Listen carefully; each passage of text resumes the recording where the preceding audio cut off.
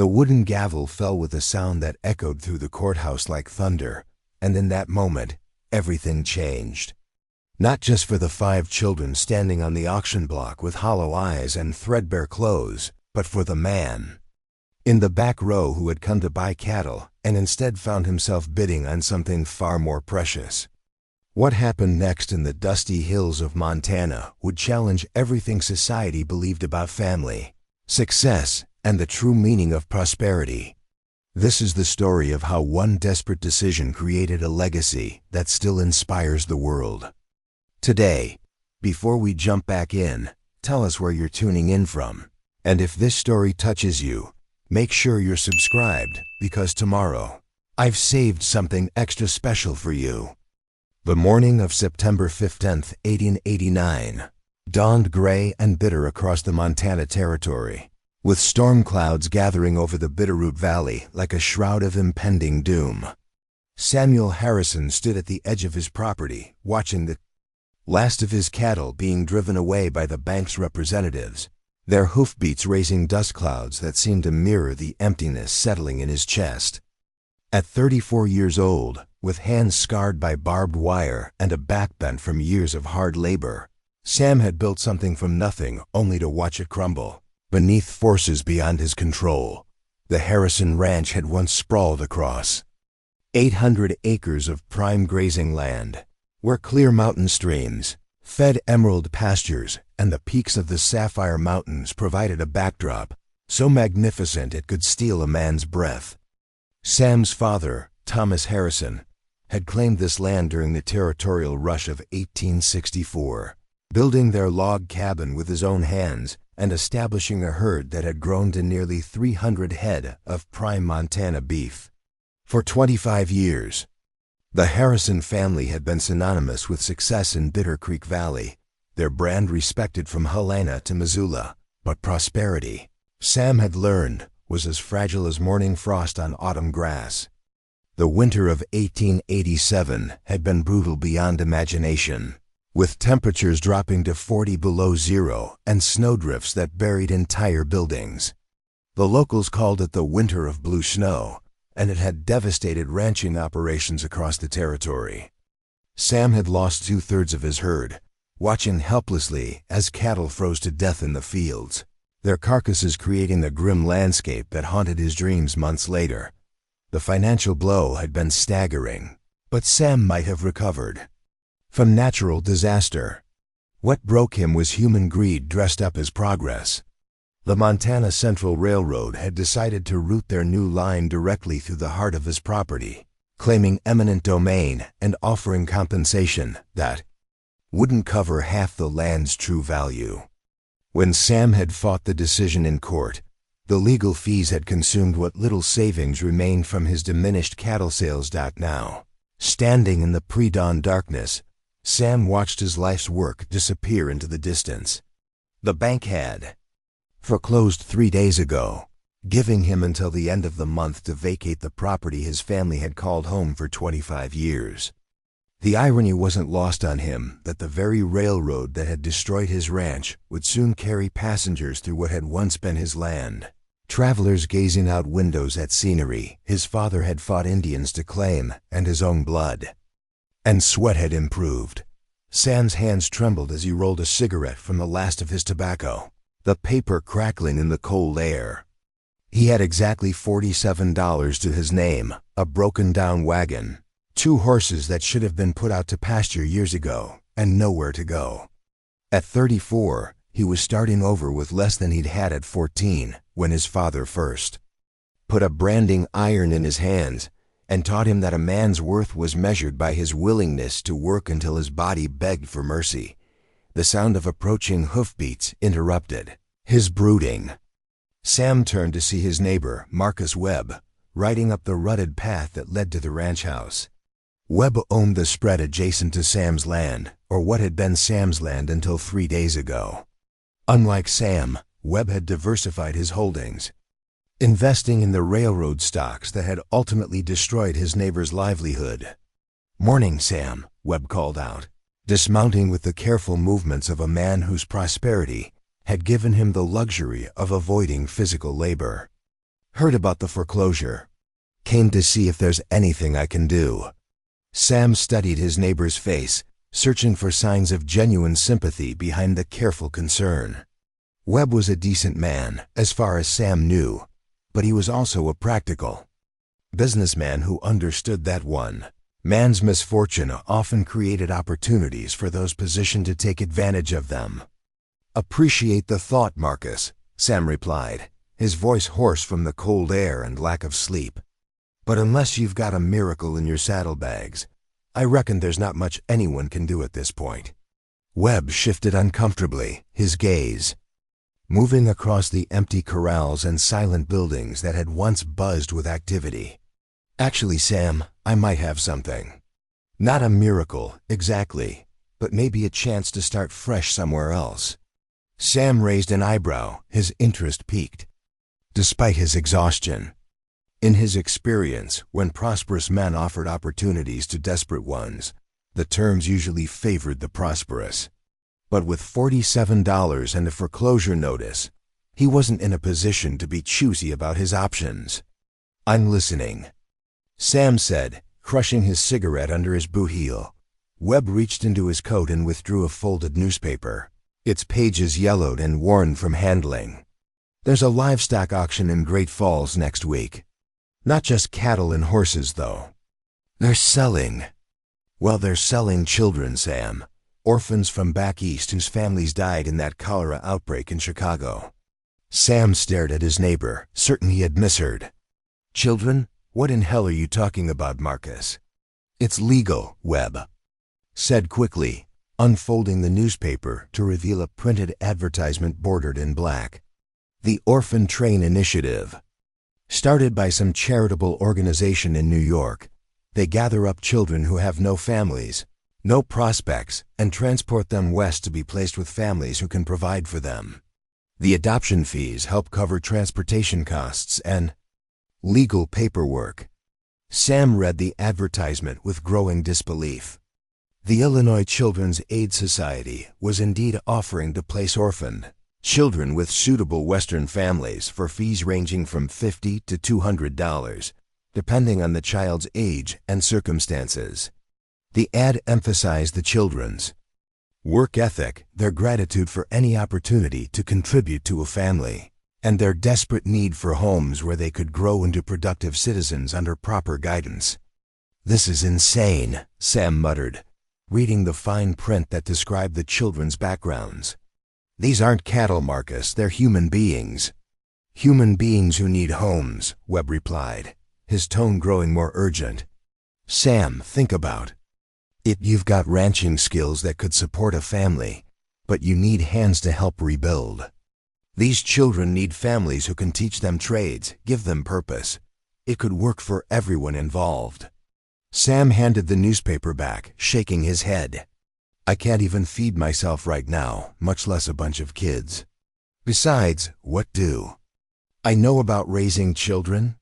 I've been a bachelor my whole life, focused on nothing but cattle and land." "The land is gone," Webb said bluntly. "The cattle are gone. But your knowledge, your work ethic, your ability to build something from nothing, that's still here." He tapped his temple.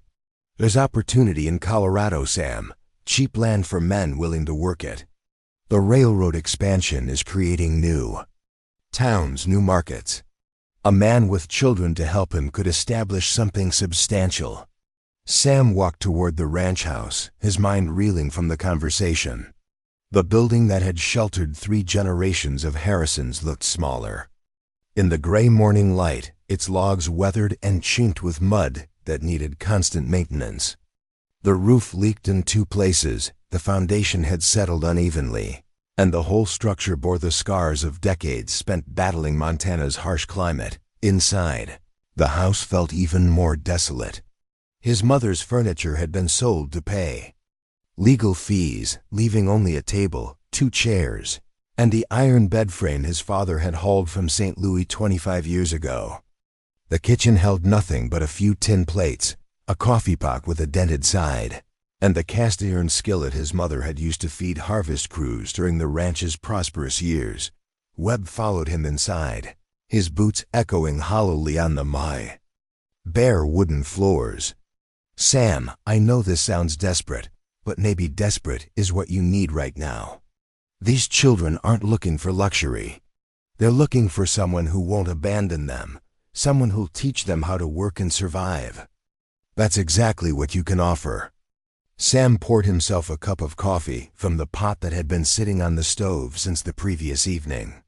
The liquid was bitter and cold, but it gave him something to do with his hands while he processed Webb's suggestion. The idea of purchasing children struck him as fundamentally wrong, even if the legal framework suggested otherwise. "What kind of children are we talking about?" Sam asked, surprising himself with the question. Webb consulted the newspaper again. "Says here they range in age from 5 to 16. Most of them have been living on the streets since their families died. They've been taught basic reading and arithmetic by the Aid Society, but mainly they know how to work. Factory work, mostly, but the ad emphasizes their adaptability." Sam tried to imagine 5 or 6 children living in his Spartan cabin, sharing meals around his rickety table, learning to rope cattle and mend fences. The mental picture was so foreign to his experience that he couldn't make it seem real. He had spent his adult life in the company of ranch hands and cattle, where conversation centered on weather, market prices, and the practical challenges of managing livestock across difficult terrain. "How much?" Sam asked, though he wasn't sure why he was pursuing the conversation. "Depends on the child," Webb replied. "Older boys cost more because they can do more work immediately. Girls are cheaper because—" He trailed off, apparently recognizing the uncomfortable implications of his words. "Because society values them less," Sam finished grimly. "Jesus, Marcus, listen to what we're talking about. We're discussing the purchase price of human beings like they're breeding stock." "Sam," Webb said, his voice taking on the tone of a man trying to close a business deal, "those children are going to be sold whether you participate or not. The question is whether they'll go to someone who sees them as an investment in free labor, or to someone who might actually care about their welfare." The argument carried an uncomfortable logic that Sam couldn't easily dismiss. If the system existed, if children were indeed being transported west and placed with families through financial transactions, then perhaps the quality of those families mattered more than the moral ambiguity of the process itself. "I don't have enough money," Sam said, though even as he spoke, he was calculating possibilities. $47 won't buy one child, much less several. Webb smiled for the first time since arriving, reaching into his coat to withdraw a leather envelope. "That's where I come in, Sam. I'm prepared to loan you $300, enough to purchase 4 or 5 children, and have money left over for supplies and travel expenses." "At what interest rate?" Sam asked suspiciously. In his experience, generosity from prosperous neighbors usually came with strings attached. "No interest," Webb replied. "But I want something else in return. I want you to take those children to Colorado and establish a ranch that specializes in training other orphan children in agricultural skills. Create a place where children from back east can learn trades that will serve them throughout their lives." Sam stared at his neighbor, beginning to understand the broader scope of what was being proposed. "You're talking about some kind of school." "I'm talking about an opportunity to do something meaningful with your life while solving your immediate financial problems," Webb corrected. "The government is offering land grants to anyone willing to establish educational or charitable institutions in developing territories. You could claim a substantial homestead in Colorado and receive ongoing support for operating an agricultural training program." The conversation had moved far beyond Sam's desperate need for immediate survival into territory that seemed both terrifying and impossibly ambitious. He had never considered himself an educator or a visionary, just a practical man who understood cattle and land management. The idea of becoming responsible for multiple children's futures felt overwhelming. "Why me?" Sam asked. Why not do this yourself if you think it's such a good opportunity? Webb's expression grew serious. Because I'm comfortable, Sam. Comfortable men don't take the kinds of risks that create something extraordinary. You've got nothing left to lose and everything to prove. That's exactly the combination needed for something like this to work. Sam walked to the window and looked out at the empty corrals where his cattle had spent their last night on Harrison land. The silence outside was profound, broken only by the wind moving through the bare branches of the cottonwood trees his father had planted near the creek. For 25 years, this place had been filled with the sounds of life: cattle lowing, horses nickering, ranch hands calling to each other across the yard. "What makes you think I wouldn't just take your money and disappear?" Sam asked. "Because I know you," Webb replied simply. "You're Thomas Harrison's son. Your word means something, even when you've lost everything else." The reference to his father hit Sam harder than he expected. Thomas Harrison had built his reputation on integrity, keeping his promises even when it cost him money he couldn't afford to lose.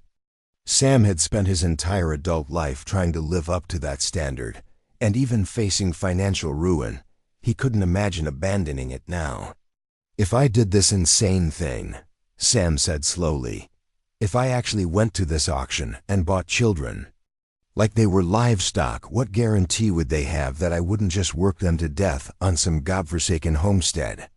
"The same guarantee any child has," Webb replied.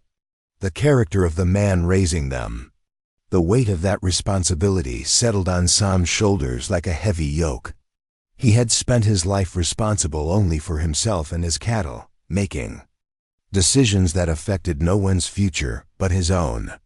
The idea of holding multiple young lives in his hands, of shaping their development through his choices and failures, seemed impossibly daunting. But as the morning light grew stronger and the reality of his situation became clearer, Sam began to see the terrible logic in Webb's proposal. He had lost everything he had spent his life building, but he still possessed knowledge and skills that could create value. Children needed homes and training. He needed help and purpose. The transaction might be morally complex, but the potential outcomes could benefit everyone involved. "I need to think about this," Sam said finally. Webb nodded and headed toward the door. "The auction is in 6 days. If you decide to go, I'll have the money ready." He paused at the threshold. "Sam, sometimes the best opportunities come disguised as impossible situations. Don't let pride keep you from seeing what this could become." After Webb left, Sam stood alone in his empty house, surrounded by the ghosts of his family's history and the echoes of his own shattered dreams. Outside, the wind was picking up, carrying with it the scent of snow and the promise of another brutal Montana winter. For the first time since the foreclosure, Sam began to imagine a different future. Not the comfortable continuation of his family's legacy, but something entirely new and unpredictable. 5 orphan children who needed everything he could offer, and a chance to build something unprecedented in the developing territories of the American West. The idea terrified him. It also filled him with a strange excitement he hadn't felt in years. 6 days to make a decision that would change everything. Preparing and narrating this story took us a lot of time. So if you are enjoying it, subscribe to our channel. It means a lot to us. Now back to the story. The 6 days that followed Webb's visit passed like a fever dream, filled with sleepless nights and conversations with ghosts. Sam found himself talking to his father's spirit in the empty barn, asking Thomas Harrison what he would do if faced with such an impossible choice. The wind through the rafters seemed to whisper answers, but they came in riddles Sam couldn't quite decipher. On the 3rd day, Sam rode into Bitter Creek to settle his final accounts and say goodbye to the few people who had known him since childhood. The town had never been large, maybe 300 souls on its busiest day, but it had served as the social and commercial center for ranchers scattered across the valley. Now walking down the dusty main street with Webb's loan burning like a brand in his pocket, Sam felt like a stranger revisiting someone else's memories. Martha Caldwell, who ran the general store with her husband Henry, looked up from her ledger when the bell above the door announced Sam's arrival. Her expression immediately softened with the sympathy reserved for neighbors facing hard times. Martha had known Sam since he was 12 years old, when his mother would bring him to town for supplies and church socials. "Samuel Harrison," she said, rising from behind the counter with the careful movements of a woman whose joints had begun to protest a lifetime of hard work. "I heard about the ranch. I'm so sorry, dear. Your parents would be heartbroken to see." "What's happened?" Sam removed his hat, running weathered fingers through hair that had gone prematurely gray during the stressful months of fighting the railroad's legal machine. "Thank you, Mrs. Caldwell. I came to settle my account and pick up a few things for travel." Martha consulted her ledger, though Sam suspected she already knew the figures by heart. The Caldwells had extended credit to struggling ranchers throughout the valley, understanding that Montana's harsh conditions required neighbors to support each other through difficult seasons. "You owe $18.43, she said quietly. "But Henry and I have been talking, and we're prepared to forgive the debt if you're truly leaving the valley." The offer of forgiveness stung more than any demand for payment could have. Sam had spent his adult life paying his debts promptly, taking pride in the Harrison family's reputation for financial integrity. Accepting charity felt like acknowledging that his father's legacy had died with the foreclosure. "I appreciate the kindness, Mrs. Caldwell, but I'll pay what I owe," Sam replied, counting out bills from Webb's loan. The Harrison name still means something, even if the ranch is gone. Martha accepted the money with understanding, recognizing the pride that drove Sam's insistence on settling his accounts. She had seen many men broken by financial disaster, and she could distinguish between those who might recover their footing and those who would never rise again.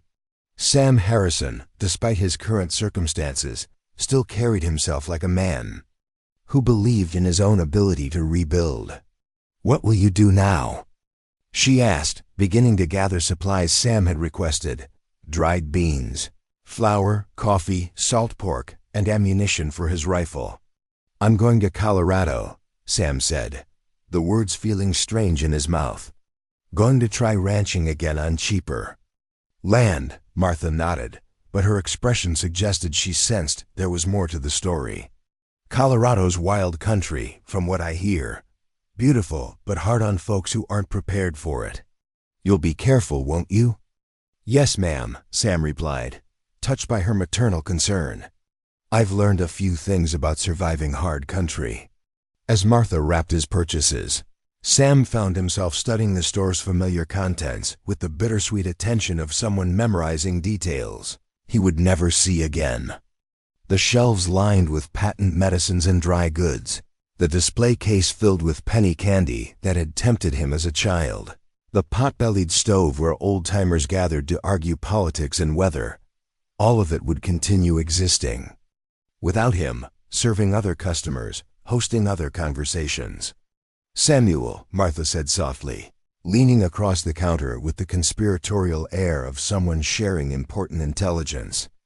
"I don't know what your plans are, exactly, but I want you to have something." She reached under the counter and withdrew a small leather journal, its pages yellowed with age but still serviceable. "This belonged to my father when he first came west. He kept records of everything: weather patterns, crop yields, which suppliers were honest, which neighbors could be trusted. Information that helped him survive when he didn't know what he was doing." Sam accepted the journal with reverence, understanding the value of accumulated wisdom in unfamiliar territory. "Mrs. Caldwell, I can't take this. It must have sentimental value." "It has practical value," she corrected firmly. "And practical value should go to someone who can use it. My father always said that knowledge shared was knowledge multiplied. Start writing down what you learn in Colorado, and maybe someday you'll be able to help someone else who's starting over." The gift touched Sam more deeply than Martha's offered debt forgiveness. It represented confidence in his ability to not merely survive in Colorado, but to learn and grow and eventually have wisdom worth sharing. For the first time since the foreclosure, someone was treating him like a man with a future rather than a victim of circumstances. Sam's next stop was the Bitter Creek Church, where Reverend David Morrison had presided over the spiritual lives of Valley residents for 15 years. Morrison was a pragmatic man who understood that frontier religion needed to address earthly concerns as well as heavenly promises. His sermons often focused on the practical application of Christian principles to the challenges of ranching life, and his counsel was sought by believers and skeptics alike. The Reverend was tending his small garden behind the church when Sam approached, pulling weeds with the methodical attention of someone who found peace in simple physical tasks. Morrison looked up with a smile that faded quickly when he read the trouble in Sam's expression. "Samuel," Morrison said, rising and brushing dirt from his knees, "I've been meaning to come see you, but I wasn't sure what comfort I could offer. Sometimes God's plan is difficult for us to understand."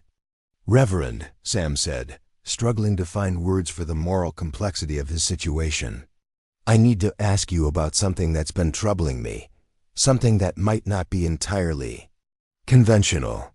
Morrison gestured toward two wooden chairs, positioned in the shade of a large pine tree. "Sit with me, son. In my experience, the most important conversations usually begin with someone worried about convention." Sam settled into the chair, grateful for the privacy the garden provided.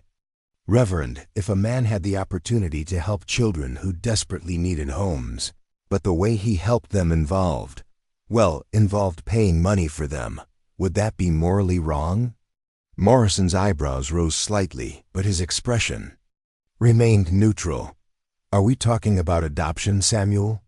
"Something like that," Sam replied. "There's an auction in Great Falls where orphan children from back east are being placed with Western families. The families pay fees to cover transportation and legal costs, but it's still paying money for human beings." The Reverend was quiet for a long moment, his gaze moving across the peaceful garden where beans and squash grew in neat rows. "Samuel, are you considering attending this auction?" "I don't know," Sam admitted. "Part of me thinks it's wrong, but part of me thinks maybe those children need someone who'll worry about whether it's wrong. Someone who sees them as more than just workers." Morrison leaned back in his chair, his expression thoughtful. "In Scripture, we're told that pure religion involves caring for orphans and widows in their distress. The method matters less than the intention and the outcome. If you're asking whether it's moral to help children by participating in a flawed system, I'd say that depends on whether you're planning to exploit that system or reform it." "What do you mean?" "I mean," Morrison said carefully, "that sometimes we find ourselves in situations where all the available choices have moral complications. The question isn't whether we can avoid moral complexity, but whether we can navigate it with integrity and compassion." Sam told Morrison about Webb's proposal, about the possibility of establishing an agricultural training program in Colorado that could serve other orphaned children beyond those he might initially adopt. As he spoke, he watched the Reverend's expression shift from concern to interest to something approaching excitement. "Samuel," Morrison said when Sam finished, "what you're describing sounds like it could be God's work disguised as a business transaction. Those children need homes, skills, and someone who sees their potential. You need a new purpose and the means to rebuild your life. Perhaps your tragedy is preparing you for their opportunity." The conversation with Morrison provided Sam with the moral framework he needed to make his decision. That evening, he wrote a letter to Webb accepting the loan and confirming his intention to attend the Great Falls auction. The letter was brief, but writing it felt like stepping across a threshold into unknown territory. The journey to Great Falls took 2 days of hard riding across country that grew progressively wilder as Sam moved away from the familiar valleys of his childhood. The landscape shifted from pastoral ranchland to rolling hills covered with sage, brush and cut by deep coulees where eagles nested in sandstone cliffs.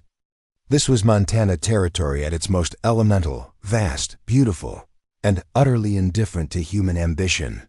Sam made camp the first night beside a creek where cottonwood trees provided shelter from the wind. As he sat by his small fire, eating beans and hardtack while his horses grazed nearby, he tried to imagine the children he might meet at the auction. Webb had said they ranged in age from 5 to 16, that they had survived on the streets of Chicago before being gathered by the Aid Society. What kind of experiences had shaped them? What fears and hopes would they bring to a Montana ranch? The questions multiplied as the fire burned lower. How would he explain ranch work to children who had never seen cattle? How would he provide schooling in a territory where teachers were scarce and books even scarcer? How would he maintain discipline and structure while also providing the affection and security that traumatized children needed? Sam had grown up understanding that ranching required constant adaptation to changing conditions: drought, flood, market fluctuations, disease outbreaks. But those challenges had prepared him for managing livestock and land, not for the infinitely more complex task of raising human beings. The magnitude of what he was contemplating began to feel overwhelming as the Montana darkness pressed in around his lonely camp. The second day brought him within sight of Great Falls, where the Missouri River carved its way through a series of dramatic cascades that had given the town its name. The settlement had grown rapidly since the railroad's arrival, its population swelled by farmers, merchants, and opportunists drawn by the promise of prosperity in the developing territory. Steam rose from the river where sawmills operated around. The clock and the sound of construction filled the air as new buildings rose to house the steady stream of settlers, arriving on every train. Sam checked into Morrison's Hotel, a 3-story building that represented the height of frontier luxury with its carpeted lobby and dining room that served meals on real china. After weeks of sleeping on the ground and eating beans from a tin plate, the hotel's amenities felt almost decadently comfortable. But the luxury was tainted by nervousness about the following day's auction. That evening, Sam walked through Great Falls' bustling streets, observing the mix of established residents and recent arrivals who gave the town its restless energy. Cowboys and farmers mingled with businessmen in Eastern suits, while women in practical frontier dresses conducted their shopping alongside ladies whose elaborate bonnets and parasols suggested more refined origins. At the Silver Dollar Saloon, Sam nursed a whiskey while listening to conversations about land prices, railroad expansion, and the opportunities available to men with capital and ambition. The optimism was infectious. Great Falls was a town convinced of its own bright future, but Sam felt like an imposter among these confident settlers. They were building something. He was trying to salvage the wreckage of dreams that had already failed. "You look like a man carrying heavy thoughts," observed the bartender, a grizzled veteran of the California gold rush who had migrated north when Montana's mining boom began. "Anything a stranger might help you sort through?" Sam considered the offer, tempted by the prospect of sharing his burden with someone who had no stake in his decision. "Ever hear of the Orphan Train program?" The bartender's expression grew serious. "Heard of it. Seen some of those children come through town on their way to ranches up north. Seemed like good kids mostly. Some looked relieved to be getting a fresh start. Others looked scared about what they were getting into." "What happened to them? The ones you saw?" "Mixed results," the bartender replied honestly. "Some folks took them children for the right reasons, treated them like family.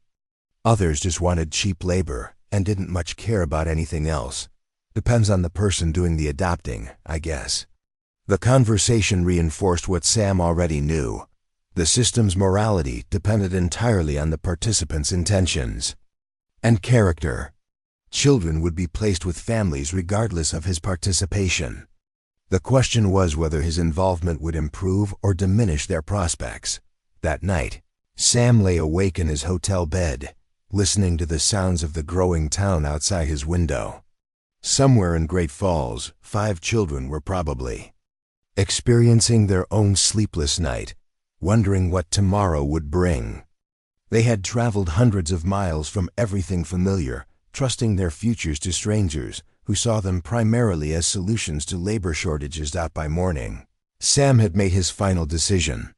He would attend the auction, and if the right children were available, children who seemed capable of thriving in the demanding environment of a working ranch, he would bid on them. Not as property to be purchased, but as partners in building something unprecedented in the American West. The choice felt both terrifying and inevitable, like standing at the edge of a cliff and realizing that jumping was the only way forward. Great Falls Courthouse stood like a monument to civilization's attempt to impose order on the wild Montana territory. Built of red brick hauled from St. Louis and crowned with a clock tower that chimed the hours across the bustling settlement, it represented everything the frontier aspired to become: permanent, dignified, and unshakably confident in the rule of law. Sam Harrison arrived at the courthouse steps as the morning sun painted the building's facade with golden light.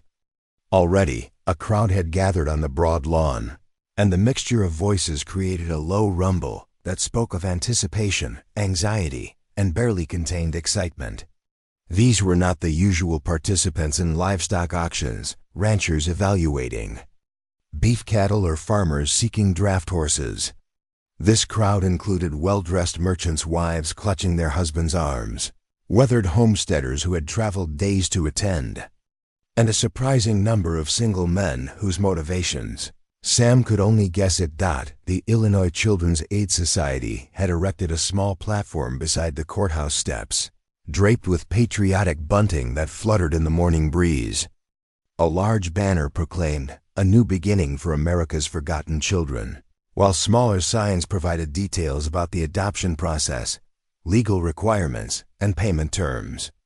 The whole arrangement had an unsettling carnival atmosphere that made Sam's stomach churn with discomfort. Mrs. Eleanor Whitman, the Aid Society's regional coordinator, stood beside the platform consulting a leather-bound ledger while speaking in urgent whispers with a tall man in a black suit.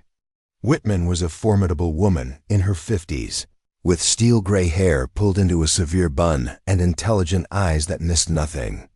Her dress was expensive but practical, designed for a woman who conducted serious business in challenging conditions. "Gentlemen and ladies," Mrs. Whitman announced, her voice carrying easily across the assembled crowd, "we will begin the placement proceedings in precisely 15 minutes. I want to review the terms one final time to ensure there are no misunderstandings." She opened her ledger and began reading from prepared notes. "Each child has been medically examined, educated in basic literacy and arithmetic, and trained to age-appropriate domestic or agricultural tasks. The placement fees range from $50 for younger children to $200 for adolescents with specialized skills. These fees cover transportation costs, legal documentation, and the Society's ongoing support services." Sam listened with growing unease as Whitman described the children like livestock being prepared for market. Each child's qualities were enumerated with clinical precision: their health status, educational achievements, and demonstrated work capabilities. The language was carefully chosen to emphasize the children's value as investments, while maintaining a veneer of humanitarian concern. "The children will be presented individually," Whitman continued, allowing prospective families to evaluate their suitability for specific household needs. Successful bidders will complete adoption paperwork immediately following the auction, and the children will be released to their new families today. Released, Sam thought grimly, as if they were prisoners being granted parole rather than children being placed with families who would shape their entire futures. The first child called to the platform was a boy of perhaps 8 years old, with dark hair that had been carefully combed and clothes that were clean but obviously borrowed from the Aid Society's donation supplies. He stood straight-backed on the platform, his eyes scanning the crowd with a mixture of curiosity and carefully controlled fear. "This is Timothy O'Malley," Mrs. Whitman announced, consulting her notes. Age 8 years, orphaned when his parents died in the Chicago cholera outbreak. Timothy can read at a 4th grade level, performs basic arithmetic, and has demonstrated exceptional skill in caring for livestock. He's healthy, obedient, and eager to contribute to a hard-working family. Timothy remained motionless as potential adopters studied him with the same appraising attention they might give a young horse at a breeding auction. Sam watched the boy's face, seeing the effort it took to maintain his composure while being evaluated like merchandise. There was intelligence in Timothy's eyes, and a resilience that spoke of experiences no 8-year-old should have endured. "Bidding opens at $50, Mrs. Whitman declared. Hands rose throughout the crowd, and Sam listened with growing horror as the price climbed steadily higher. The bidders called out their offers with the same casual enthusiasm they might show for agricultural equipment, while Timothy stood frozen on the platform, understanding that his future was being determined by strangers whose primary concern was his potential economic value. $75, called a prosperous-looking farmer whose expensive boots and well-tailored coat suggested successful operations. $85, countered a woman whose pinched expression and calculating gaze made Sam instinctively distrust her motives.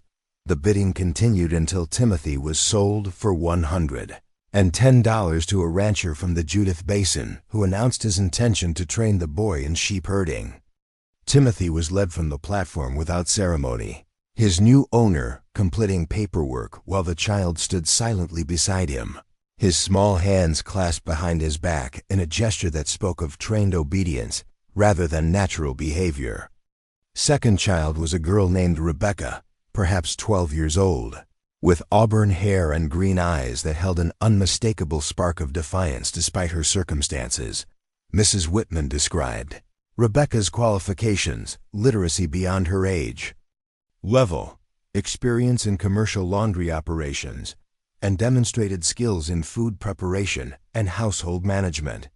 Rebecca has shown leadership qualities among the other children, Whitman noted, though her tone suggested this wasn't entirely considered an asset.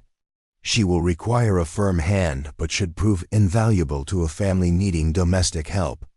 Rebecca's bidding was more competitive than Timothy's, with several families competing for a child whose capabilities clearly exceeded her years. Sam found himself studying the bidders' faces, trying to read their intentions. Were they seeing a young girl who needed guidance and affection? Or were they calculating the economic value of someone who could manage a household while still being fed and housed at minimal cost? When Rebecca was finally purchased by a merchant's family from Helena for $160, Sam saw her jaw tighten with what looked like determination rather than resignation. This was a child who would not be easily broken, regardless of her circumstances. Whether that would work in her favor or against her would depend entirely on her new family's character. The third child changed everything. "This is David Chun," Mrs. Whitman announced, and Sam felt his breath catch as a slight boy of perhaps 10 years climbed the steps to the platform. David was clearly of Chinese ancestry, with straight black hair and dark eyes that held depths of sadness Sam could feel across the courtyard. The boy moved with careful precision, as if conserving energy or avoiding actions that might provoke unwanted attention. David's parents operated a laundry in Chicago's Chinatown before succumbing to the recent epidemic. Whitman continued, her voice betraying slight discomfort with David's presence. Despite language barriers, David has mastered English literacy and demonstrates exceptional mathematical abilities. He's experienced in operating complex machinery and has shown remarkable adaptability to new situations. The crowd's reaction was immediate and unmistakable. Conversations stopped, and an uncomfortable silence settled over the assembly.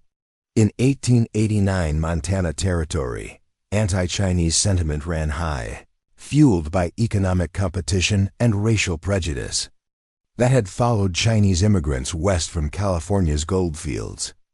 David's presence at the auction represented a challenge to social conventions that many attendees were unwilling to accept. "Bidding opens at $50, Mrs. Whitman announced, but her words met with silence. Sam watched David's face as the seconds stretched without a single raised hand. The boy's expression remained carefully neutral, but Sam could see the gradual realization dawning. He was unwanted not because of any personal failing, but because of his ancestry. The rejection was absolute and public, and David absorbed it with the stoic acceptance of someone who had learned not to expect fairness from the world.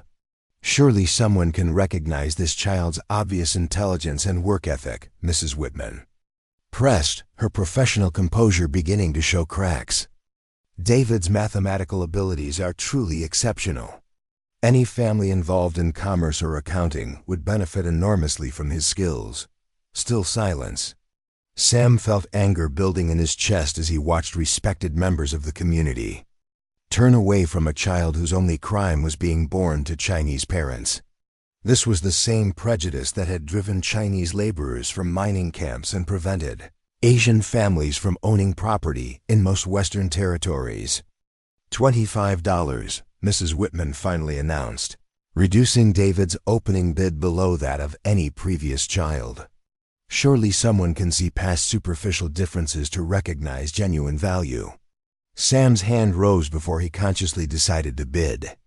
$50, he called out, his voice carrying clearly across the suddenly attentive crowd. Heads turned toward him, and Sam could feel the weight of curious and disapproving stares. Mrs. Whitman looked relieved that someone had finally made an offer, while several community members began whispering among themselves about the stranger willing to adopt a Chinese child.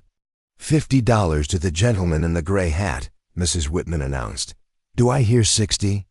The silence stretched uncomfortably. Long before Mrs. Whitman declared David sold to Sam for $50, less than half what the previous children had commanded. As Sam approached the platform to complete the paperwork, he found himself looking into David's eyes for the first time. What he saw there surprised him. Not gratitude or relief, but a careful evaluation, as if David was assessing his new guardian's character and motivations.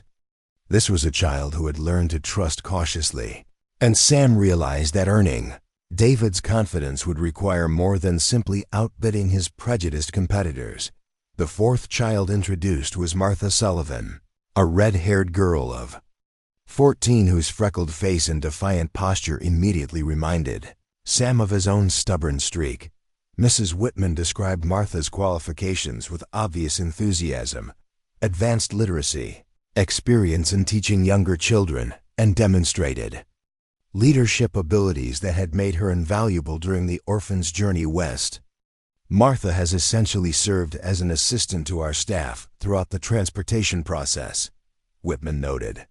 "She has a natural gift for organization and has shown remarkable maturity in helping younger children adapt to their circumstances."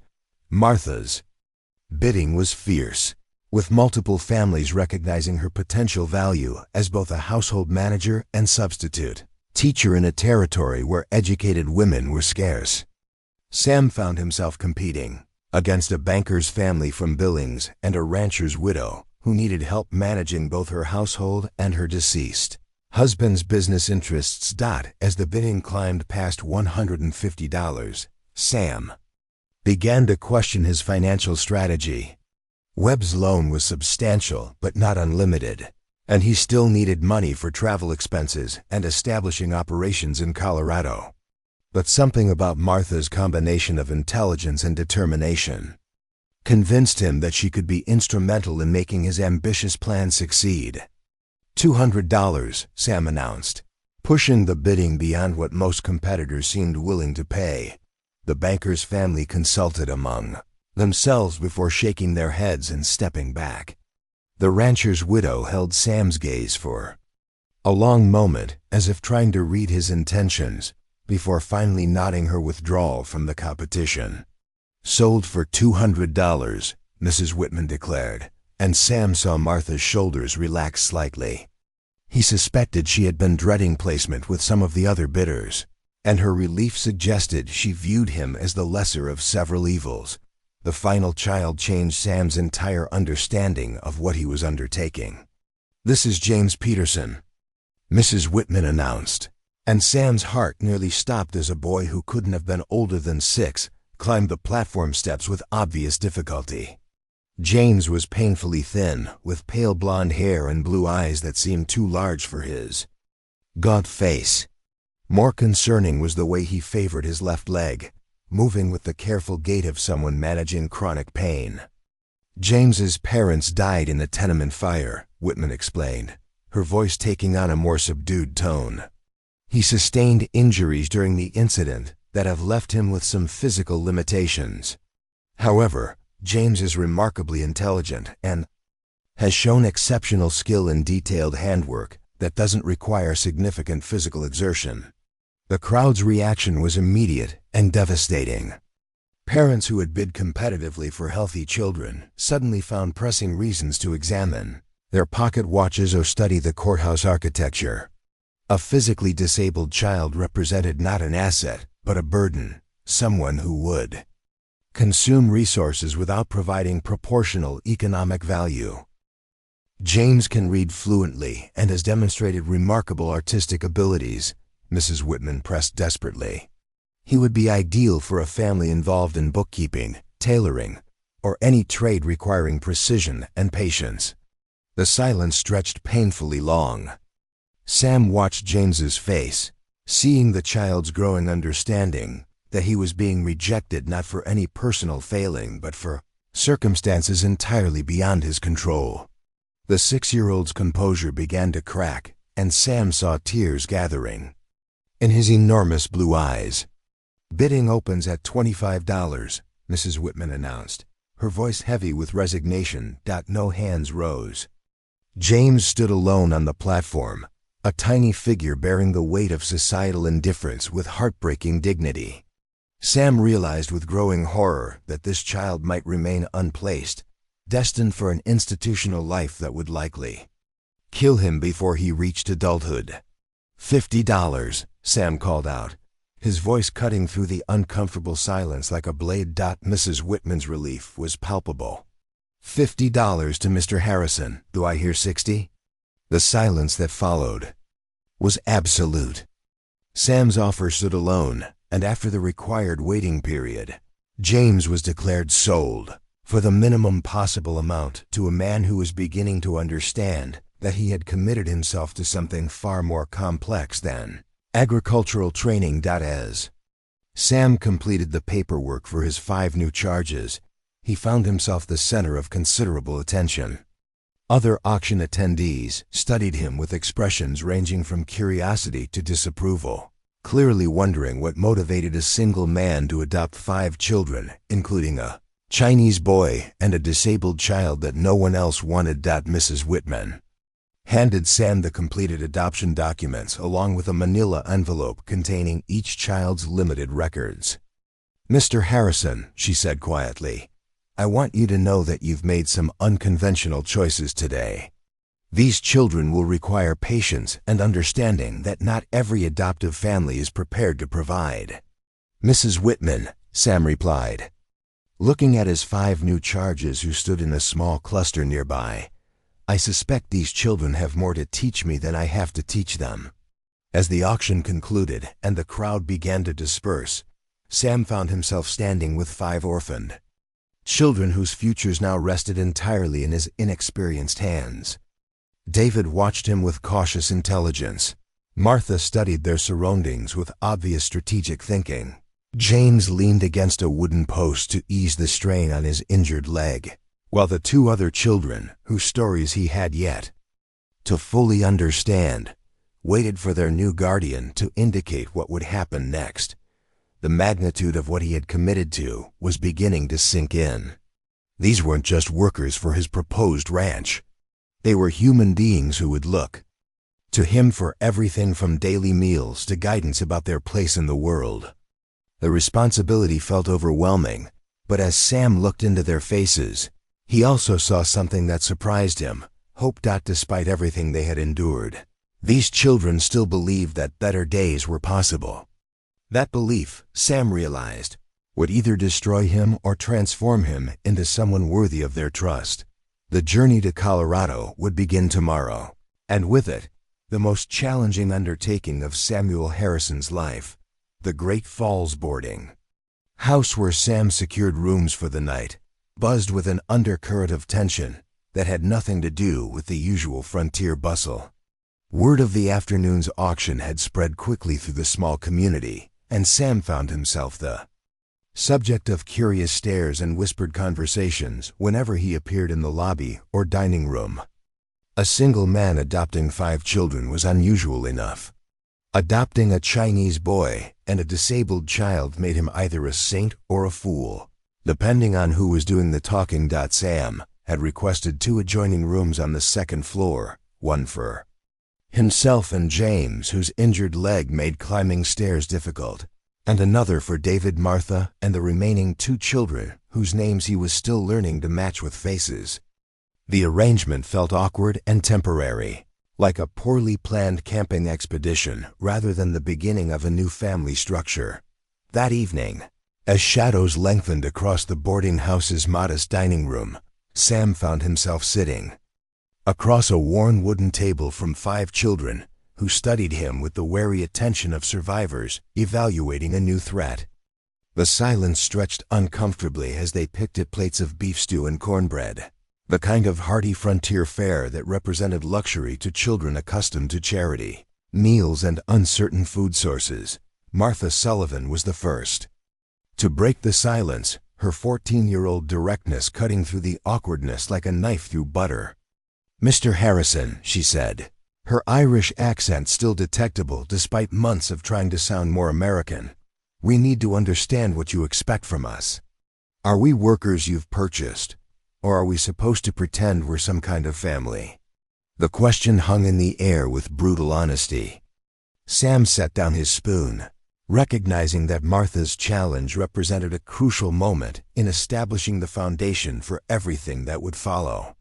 These children had learned not to trust adult promises, and they deserved straightforward answers rather than sentimental platitudes. "That's a fair question, Martha," Sam replied, meeting her steady gaze. "And I'll give you a fair answer. I bought you because the system required it, but I don't own you. What I'm hoping to build is something between a family and a business partnership." David Chun looked up from his barely touched meal, his dark eyes reflecting intelligence and skepticism in equal measure. "What kind of business, Mr. Harrison? And what happens to us if the business fails?" Sam had expected practical questions from children who had learned to think strategically about their survival, but David's directness still caught him off guard. Here was a 10-year-old who understood that economic arrangements shaped human relationships, and who wanted clear terms before committing to any new situation. "I'm planning to establish a ranch in Colorado," Sam explained, choosing his words carefully. "Not just cattle ranching, but something new. A place where children like yourselves can learn agricultural and business skills while we build something profitable together. If the business succeeds, you all benefit. If it fails..." He paused, recognizing the weight of the promise he was about to make. "If it fails, I'll make sure you're placed with families who will treat you well, not abandoned to institutions." 6-year-old James Peterson had been listening intently, despite his obvious exhaustion from the day's events. Now he spoke up with the careful diction of a child who had learned that clear communication could mean the difference between help and harm. "Mr. Harrison, what if we can't do the work? What if we're not strong enough or smart enough?" The question revealed the fear that drove much of these children's behavior, the terror of being found inadequate and discarded like defective merchandise. Sam looked around the table, seeing in each young face the evidence of lives shaped by constant evaluation, constant pressure to prove their worth through performance rather than simply existing as human beings deserving care and protection. "James," Sam said gently, "I didn't choose any of you because I thought you were perfect workers. I chose you because I saw something in each of you that reminded me of myself when I was young and trying to figure out how to survive in a world that didn't seem to have much use for me. Martha's eyebrows rose skeptically. What exactly did you see, Mr. Harrison? Because from where we're sitting, you look like a man who's made some impulsive decisions he might regret when the reality sets in. Sam couldn't help but smile at Martha's bluntness, recognizing in her attitude the same stubborn independence that had driven his own youth. I saw David being rejected by that crowd, not because he lacked ability, but because they couldn't see past their own prejudices. I saw you taking charge of the other children during the auction process, making sure they understood what was happening and felt less afraid. I saw James standing on that platform with more dignity than most of the adults in the crowd could muster. He gestured toward the two children he was still getting to know.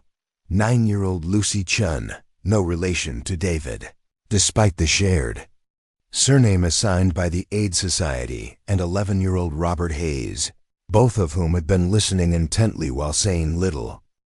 I saw Lucy organizing the younger children's belongings while we waited for the paperwork, making sure nothing was lost in the confusion. And I saw Robert calculating something on his fingers during the auction, probably figuring out how much money was being spent and what that might mean for his future. Lucy looked up with surprise, apparently not realizing her actions had been noticed. Robert's face flushed slightly, confirming Sam's guess about his mathematical calculations. These children had learned to observe and analyze their environments with the intensity of strategists planning campaigns, and Sam was beginning to understand that their survival skills might prove more valuable than any formal education they could receive. So what happens tomorrow? David asked, his practical nature driving the conversation toward immediate concerns. Do we start traveling to Colorado immediately, or is there some kind of preparation period?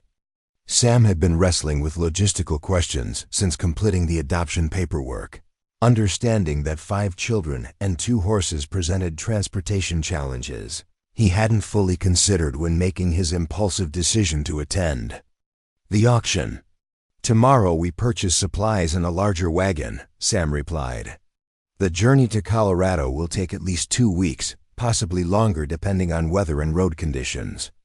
We'll need food, camping equipment, and warmer clothes for mountain travel. Martha leaned forward, her expression shifting from skepticism to interest. Where in Colorado are we going? Do you already have land picked out, or are we heading into completely unknown territory? Unknown territory, Sam admitted. I've been researching homestead opportunities in the San Luis Valley, near the town of Alamosa. The government is offering land grants to anyone willing to establish agricultural or educational operations in developing areas. Good soil, reliable water, and room to grow. Educational operations? Lucy asked, speaking up for the first time since their conversation began. Her voice was soft but clear, with the careful pronunciation of someone who had worked hard to master English as a second language. Does that mean we'll have school? Sam nodded, recognizing the hunger in her question. Part of what I want to build is a place where children can learn practical skills alongside traditional subjects. Reading, writing, and arithmetic, but also animal husbandry, crop management, basic engineering. Things that will serve you no matter what you choose to do with your lives. Robert Hayes finally joined the conversation, his voice carrying the slightly hoarse quality of someone who rarely spoke unless he had something important to say. Mr. Harrison, have you ever taught anyone anything before? Or are you planning to learn how to be a teacher at the same time you're learning how to raise 5 children? The question cut to the heart of Sam's deepest anxieties about his ambitious plans. He had practical experience managing ranch operations, but absolutely no background in education or child rearing. His confidence in his ability to provide what these children needed was based more on determination than demonstrated competence. Robert, you've identified the flaw in my plan, Sam said with rueful honesty. I've never taught anyone anything except how to rope cattle and fix broken fence posts. But I figure learning together might be better than having someone who thinks they already know everything trying to force their ideas on you. The admission seemed to relax something in the group dynamic. These children had been managed by adults who claimed expertise they didn't possess, and Sam's honest acknowledgement of his limitations was more reassuring than false confidence would have been. "Can we make suggestions?" Martha asked.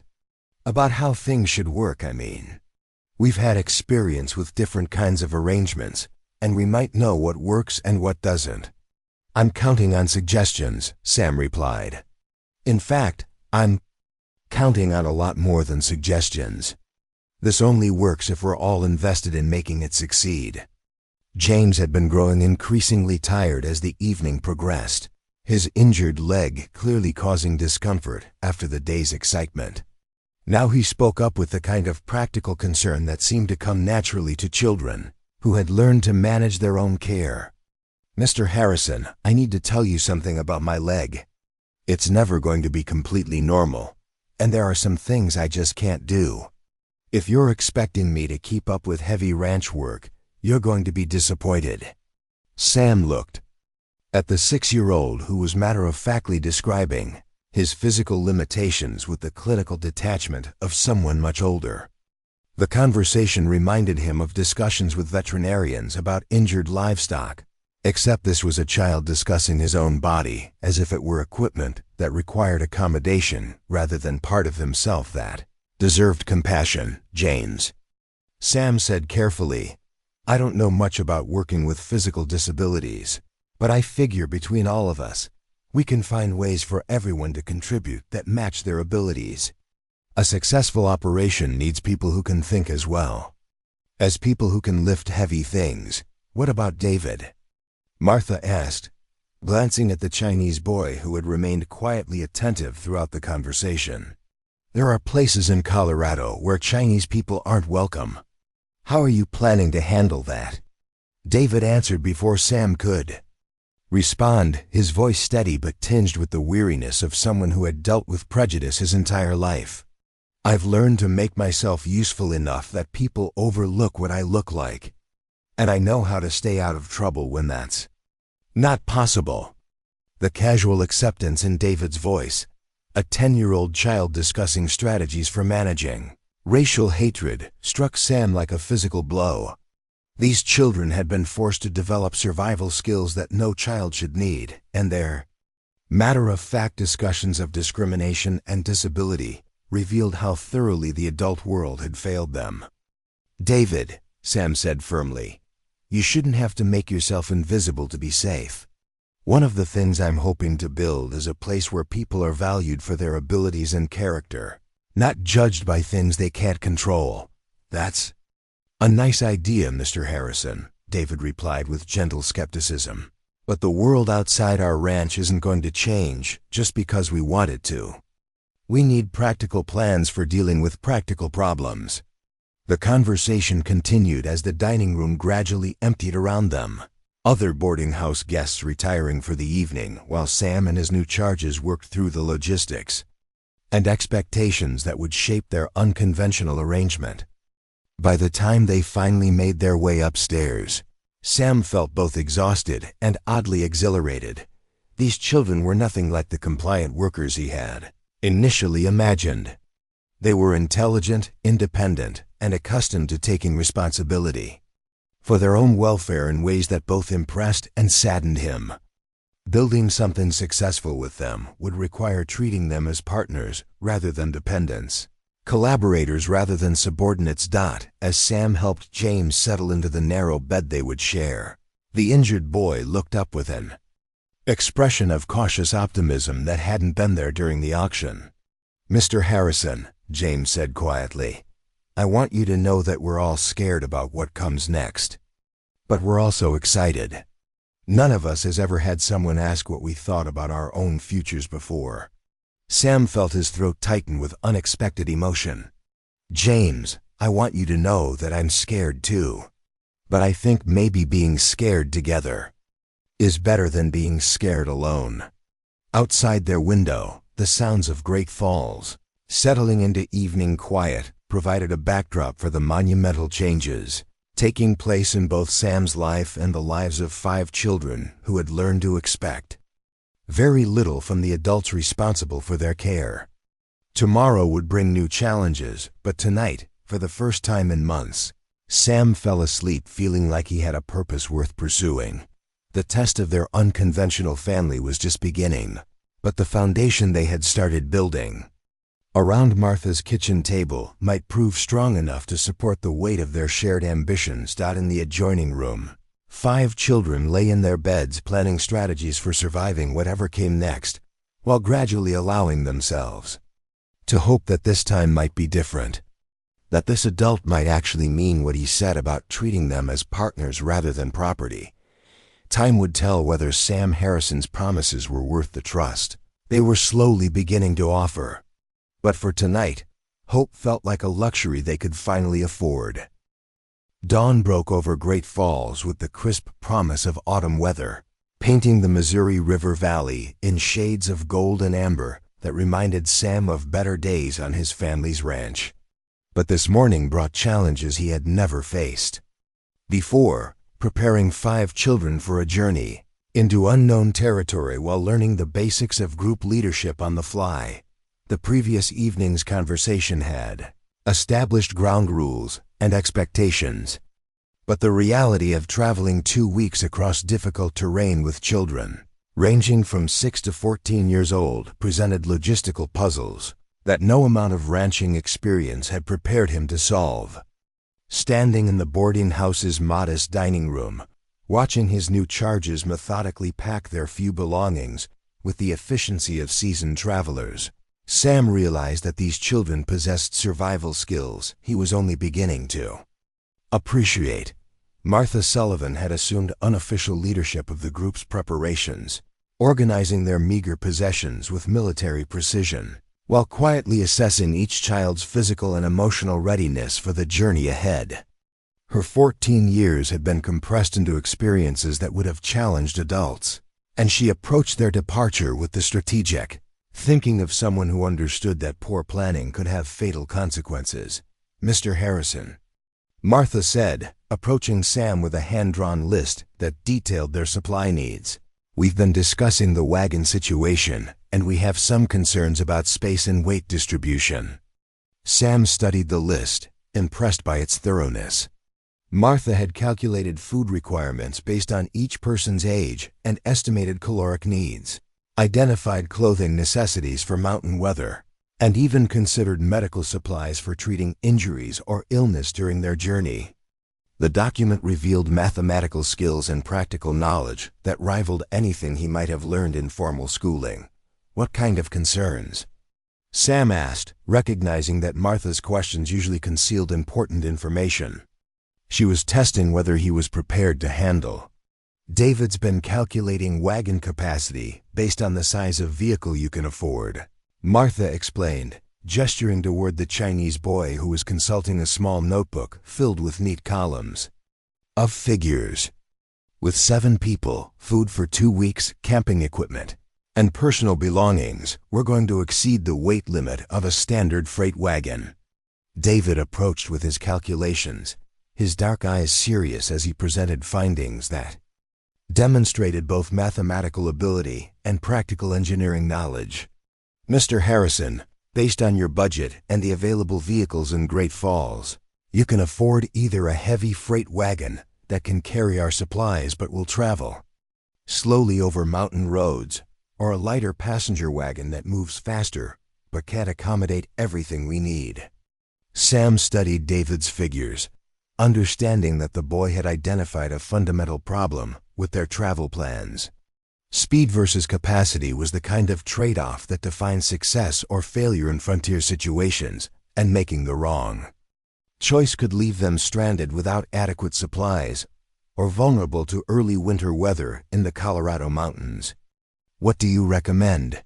Sam asked, genuinely curious about David's analysis. "We think you should buy the freight wagon and accept that the journey will take longer," David replied. "Mountain weather is unpredictable, and having extra food and warm clothing is more important than reaching Colorado quickly." Robert Hayes, who had been listening intently while organizing his own belongings, spoke up with the careful precision that characterized all his communications. "There's another consideration. Mr. Harrison, the heavier wagon will require additional horses or mules, which increases your initial expense, but provides backup if we lose animals to injury or illness." Sam felt a growing appreciation for the analytical abilities these children had developed through necessity. Their discussions revealed thinking processes that combined formal education with hard-won experience, creating insights that neither pure academics nor pure practical knowledge could have achieved alone. "How do you know so much about wagon travel?" Sam asked, genuinely curious about the sources of their expertise. "Lucy," Chun answered with the quiet voice that seemed to characterize her contributions to group discussions. "We rode trains and wagons for 6 weeks getting here from Chicago. You learn things when your life depends on the transportation working properly." The casual reference to life-threatening travel conditions reminded Sam that these children's journey to Montana had been far more perilous than he had initially understood. They weren't just orphans seeking new homes. They were survivors of a cross-country expedition that had tested their resourcefulness and resilience in ways most adults never experienced. James Peterson, despite his physical limitations, had been contributing to the planning process with observations that reflected careful attention to details others might miss. Now he spoke up with information that proved his value extended far beyond his ability to perform manual labor. "Mr. Harrison, while we were waiting at the train station yesterday, I watched the wagon traders conducting business.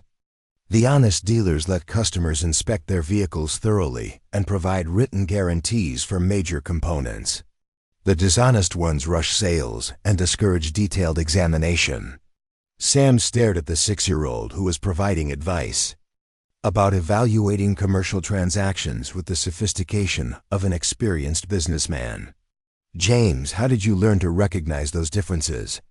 When your survival depends on adults making good decisions about transportation and supplies, you pay attention to how those decisions get made," James replied matter-of-factly.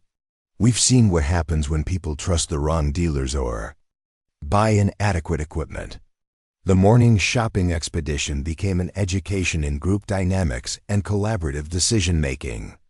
Sam had initially planned to make purchasing decisions based on his own judgment and experience, but he quickly realized that his new charges possessed knowledge and insights that could prevent costly mistakes. At Morrison's Wagon and Livestock Exchange, the largest dealer in Great Falls, Sam found himself accompanied by 5 children, who approached the selection process with the intensity of military strategists planning a campaign. Martha examined wagon construction with an engineer's attention to structural integrity, while David calculated payload capacities and compared prices with mathematical precision. Robert studied the dealer's sales techniques, providing Sam with whispered assessments of the man's honesty and competence. Lucy inspected harness equipment and camping supplies with the expertise of someone who understood the difference between essential and optional equipment. Even James contributed, pointing out design features that would accommodate his physical limitations while providing maximum utility for the group. "That wagon looks sturdy," Sam commented, indicating a heavy freight vehicle with iron-reinforced wheels and a canvas cover designed for weather protection. "It is sturdy," Martha agreed. "But look at the rear axle assembly. Those bolts show stress marks that suggest previous overloading. This wagon has been worked hard, possibly beyond its design specifications." David consulted his notebook before adding his own observations. "The dealer's asking price is 15% above market value for a vehicle of this age and condition. Either he's testing whether you know the fair price, or he's factoring in repair costs you haven't been told about." Sam felt simultaneously impressed and slightly intimidated by the children's expertise. They were approaching this transaction with analytical skills he associated with experienced businessmen, not orphan children buying their first wagon. Their knowledge had been earned through experiences he could only imagine, and their insights were preventing him from making expensive mistakes. The dealer, a heavy-set man named Patterson, who wore expensive boots and maintained the jovial demeanor of someone accustomed to separating customers from their money, initially tried to dismiss the children's questions and observations. But their persistence and obvious knowledge gradually changed his approach from condescension to grudging respect. "You folks seem to know your business," Patterson finally acknowledged after David had pointed out 3 separate attempts to inflate prices for optional equipment. "Most customers don't ask the kind of questions you're asking. We've learned that asking questions up front prevents problems later," Martha replied diplomatically. "We're planning a long journey over difficult terrain, and we need equipment that won't fail when we're depending on it." The final purchase reflected the group's collaborative analysis. They selected a freight wagon that balanced capacity with reliability, 4 draft horses that showed good health and appropriate temperament, and supplies carefully chosen for durability and efficiency. The total cost exceeded Sam's original budget, but the children's expertise had prevented him from buying inferior equipment that might have failed during their journey. As they loaded their supplies and prepared to leave Great Falls, Sam realized that the dynamic between himself and the children had already begun evolving in unexpected directions. Rather than serving as their instructor and guide, he was becoming part of a team where each member contributed specialized knowledge and skills. The wagon train that departed Great Falls consisted of their single heavy freight wagon pulled by 4 sturdy horses, with Sam handling the driving while the children organized themselves according to abilities and preferences. Martha rode beside him on the driver's bench, serving as navigator and group coordinator. David and Robert shared responsibility for monitoring their supplies and calculating daily progress toward their destination. Lucy had appointed herself guardian of their small library, books and educational materials Sam had purchased at Martha's insistence, while James managed their medical supplies and documented their journey in a leather journal. Mrs. Caldwell had given Sam and Bitter Creek the boy's artistic abilities, which had been mentioned during the auction, proved invaluable for creating maps and illustrations that supplemented his written observations. Their first day's travel took them south from Great Falls, along wagon roads that followed the Missouri River Valley before turning toward the mountain passes that would carry them into Colorado territory.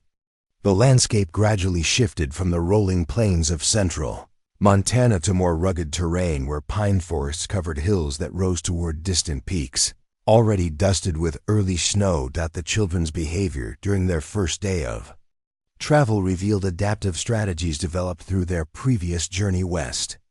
They conserved energy during the easier stretches, stayed alert for potential hazards, and worked together to solve problems before they became serious difficulties. Their cooperation had nothing to do with adult supervision and everything to do with shared understanding that their welfare depended on group success. During their midday rest stop beside a clear mountain stream, Sam watched his charges organize their activities with minimal discussion or direction. Martha supervised food preparation, while David calculated their progress and estimated arrival times for various landmarks. Robert studied their route and identified potential challenges in the terrain ahead, while Lucy organized their educational materials for evening lessons around the campfire. James, despite his physical limitations, had found ways to contribute that matched his abilities perfectly. His artistic documentation of their journey was creating a record that would prove valuable for future travelers, while his careful attention to medical supplies ensured they were prepared for injuries or illness that might occur during their trip. "How are you feeling about this?" Sam asked Martha during the quiet moment while the other children explored the area around their rest stop. "Honestly," Martha replied, her Irish directness cutting through any attempt at polite conversation, "I feel like we're finally doing something that might actually work. For the first time since leaving Chicago, we're not just being moved around by people who see us as problems to be solved." What's different about this? Martha considered the question carefully before answering. You ask our opinions about decisions that affect us. You listen when we have information that might help. Most adults tell us what's going to happen and expect us to be grateful for whatever we get. Sam felt a complex mixture of pride and sadness at Martha's assessment. Pride that his approach was working, sadness that these children's previous experiences had taught them to expect so little from the adults responsible for their care. That evening, as they established their first camp in a sheltered grove beside the wagon road, Sam began to understand the rhythm that would define their journey. The children worked together with practiced efficiency, setting up their sleeping arrangements, preparing dinner, and organizing evening activities without requiring constant supervision or direction around the campfire, with mountain stars beginning to appear in the darkening sky. Sam found himself part of conversations that ranged from practical planning to philosophical discussions about their future goals and aspirations. These weren't just homeless children grateful for basic care. They were intelligent young people with ideas and ambitions that deserved respect and encouragement. As the fire burned lower and the children prepared for sleep, Sam realized that the most challenging part of their journey wasn't going to be the mountain roads or uncertain weather. It was going to be living up to the trust these remarkable young people were gradually beginning to offer him. Tomorrow would bring new tests of their unconventional family, but tonight, listening to the quiet conversations and gentle laughter around their campfire, Sam felt something he hadn't experienced in months: optimism about the future. The storm struck on their fifth day out from Great Falls, transforming the Montana landscape from a picture of autumn beauty into a howling nightmare of wind, rain, and early snow that tested every preparation they had made and revealed weaknesses in their planning that could have proven fatal. Sam woke before dawn to the sound of canvas snapping violently and gusting wind that seemed to come from all directions at once. The temperature had dropped 20 degrees during the night, and what had begun as gentle rain was now a mixture of sleet and wet snow that turned the wagon road into a treacherous ribbon of mud and ice. "Mr. Harrison," Martha's voice cut through the storm's roar as she emerged from the children's shelter, her hair whipping around her face and her clothes already soaked despite the brief exposure. "We need to make some decisions quickly. The creek beside our camp is rising fast, and the road ahead is washing out." Sam struggled into his coat and boots, his mind immediately shifting into crisis management mode. Mountain storms could be deadly for unprepared travelers, and their small group was still learning to function as a unit under normal conditions. Facing their first serious emergency would test not only their practical preparations, but also their ability to work together when lives might depend on quick, coordinated action. The scene outside their shelters confirmed Martha's assessment. The cheerful mountain stream where they had filled their water barrels the previous evening had become a roaring torrent that was rapidly eroding its banks and threatening to flood the low ground where they had positioned their wagon. Worse, the road they needed to follow south had become a river of mud that would be impassable for their heavy freight wagon until the storm passed and the ground dried. David Sheen emerged from the children's shelter carrying his notebook, its pages protected by an oilcloth wrapper that demonstrated his understanding of the importance of preserving essential information even in crisis situations. Despite the freezing rain and howling wind, David had been calculating their options with the methodical precision that characterized his approach to every problem. "Mr. Harrison," David called out, having to shout to be heard over the storm. "We have 3 choices, and none of them are particularly good. We can try to move the wagon to higher ground and wait out the storm. We can attempt to continue south on the muddy road and risk getting stuck. Or we can backtrack to the last town and find shelter until conditions improve." Sam felt the weight of leadership settling on his shoulders like a physical burden. These 5 children were depending on his judgment to keep them safe. But his experience with mountain storms was limited to situations where he could take shelter in substantial buildings rather than canvas shelters that provided minimal protection from the elements. "What do you think we should do?"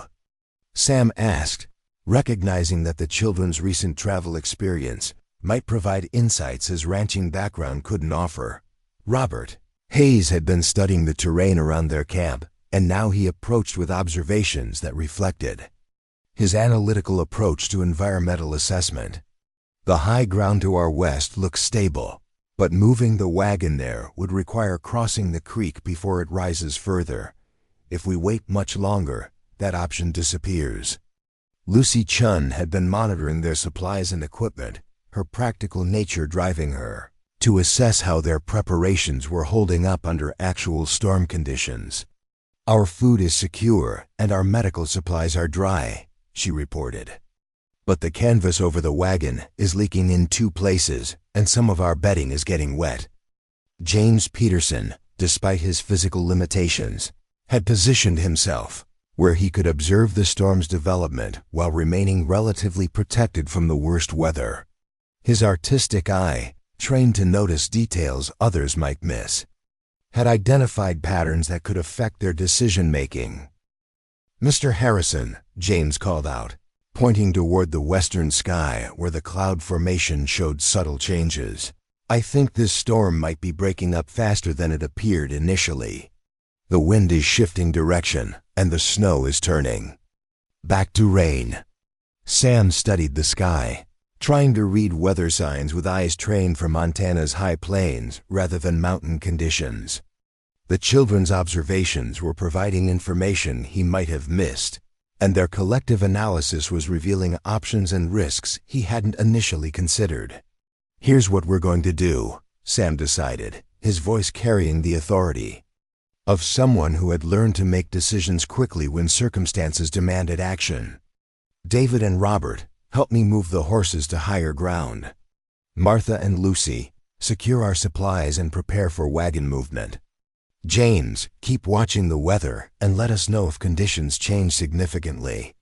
The next 2 hours tested every aspect of their preparation and teamwork.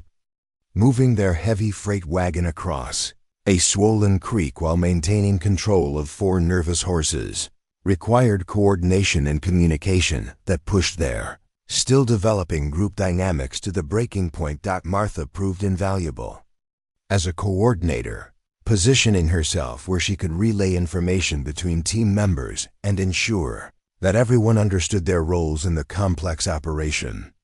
Her experience managing younger children during their journey west had prepared her for situations where clear communication could prevent accidents or confusion. David's mathematical precision became crucial when calculating the angles and leverage needed to guide their wagon across uneven terrain without damaging axles or wheels.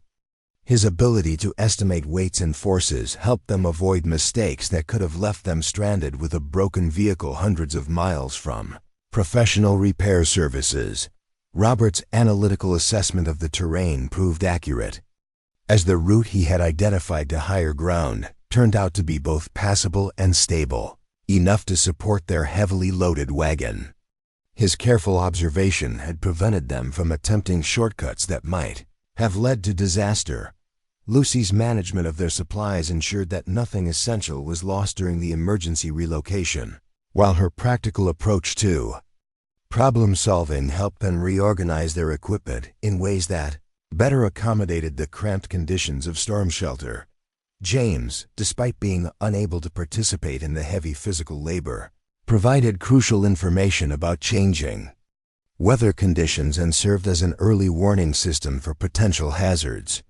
His artistic documentation of the crisis would later prove valuable for understanding what had worked and what needed improvement in their emergency procedures. By mid-morning, they had successfully moved to higher ground and established a more secure camp that could withstand the continuing storm. But the crisis had revealed both strengths and weaknesses in their group dynamics that needed to be addressed before they faced their next challenge. As they huddled around a small fire built inside a makeshift windbreak, Sam realized that the Storm had accelerated their development as a functioning team by forcing them to rely on each other's skills and judgment under pressure. The children had responded to the emergency with maturity and competence that impressed him, but he had also seen moments of fear and uncertainty that reminded him of their ages and vulnerabilities. "How did we do?" Sam asked, genuinely interested. In their assessment of the morning's crisis management, Martha considered the question with her characteristic directness. "We worked well together, but we made some mistakes that could have been dangerous. We didn't have clear procedures for who was responsible for what during an emergency, and we wasted time figuring out roles while the situation was getting worse." David nodded agreement while consulting his notebook, where he had been recording lessons learned from their first serious test. "We also didn't have adequate backup plans if our primary strategy had failed. What would we have done if the creek had risen too fast for us to cross safely?" Robert's analysis focused on their decision-making process. "We gathered information quickly and made reasonable choices based on what we knew, but we didn't have enough experience with mountain weather to anticipate how rapidly conditions could change." Lucy's concerns were more practical and immediate. "Some of our equipment wasn't properly prepared for this kind of weather. We need better waterproofing for our supplies and more secure methods for protecting our food and medical supplies." James had been sketching during their conversation, his artistic abilities allowing him to create visual records that supplemented their verbal analysis. "I think we should document what we learned today so we can do better next time. This won't be our last storm, and next time we might not be so lucky." Sam felt a complex mixture of pride and concern as he listened to their assessment. These children were analyzing their crisis response with the sophistication of experienced travelers, identifying weaknesses and developing improvements with remarkable maturity. But their casual acceptance of future dangers reminded him that they had learned to expect hardship as a normal part of life. "What would have happened to you if you had been traveling with a different kind of guardian?" Sam asked, curious about their perspective on alternative scenarios. Martha's expression grew somber as she considered the question. "Most adults would have panicked or made decisions without asking our opinions. We probably would have ended up stuck in the mud or trying to shelter in an unsafe location because someone with more authority than experience insisted on doing things their way." David's assessment was characteristically analytical. Adults often assume that being older automatically makes their judgment better, but experience matters more than age when you're dealing with specific types of problems. "We've been traveling in difficult conditions for months, while many adults have never faced anything like this." The conversation was interrupted by the sound of approaching horses and voices carrying through the diminishing storm. Sam looked up to see 3 riders approaching their camp, their heavy coats and experienced movements identifying them as local ranchers or guides, familiar with mountain travel. The lead rider was a woman in her 40s with the weathered face and confident bearing of someone who had spent decades working in challenging conditions. She dismounted near their fire and approached with the careful politeness that characterized interactions between strangers in frontier situations. "Folks, I'm Catherine Brennan from the Triple B Ranch about 10 miles south of here," she announced, her voice carrying the authority of someone accustomed to taking charge in emergency situations. "We saw your smoke and wanted to check if you needed assistance." This storm caught a lot of travelers unprepared. Sam rose to greet their unexpected visitors, conscious that his group's appearance might raise questions about their unusual composition. A single man traveling with 5 children of varying ages and ethnicities was sufficiently uncommon to attract attention and potentially unwelcome scrutiny. "I'm Samuel Harrison," Sam replied, "and these are my children. We're heading to Colorado to establish a ranch. The storm forced us to relocate our camp, but we're managing well enough." Catherine's experienced eyes quickly assessed their camp setup, taking in the secure positioning of their wagon, the organization of their supplies, and the apparent competence of their storm preparations. Her expression shifted from concern to curiosity as she recognized that this group was better prepared than many experienced travelers she had encountered. "Your children seem to know what they're doing," Catherine observed, her tone suggesting both surprise and respect. "Most folks we rescue from storms haven't had the sense to move to high ground before the creek rose." Martha stepped forward with the confidence of someone accustomed to speaking for her group. "We've learned that preparation and quick decision-making are important when you're traveling in unfamiliar territory. Mr. Harrison asked our opinions about how to handle the emergency, and we worked together to find the safest option." Catherine's eyebrows rose at Martha's articulate response and obvious leadership abilities. "How old are you, miss?" 14, ma'am," Martha replied. "But I've been responsible for helping manage our group during several months of travel. Age doesn't always determine who has the most relevant experience for specific situations." Sam watched Catherine's reaction to Martha's confident response, recognizing that their unconventional family structure was being evaluated by someone whose opinion might matter for their future success in the region. The children's competence during the storm had impressed him, but would their abilities be recognized and respected by the established ranching community they hoped to join?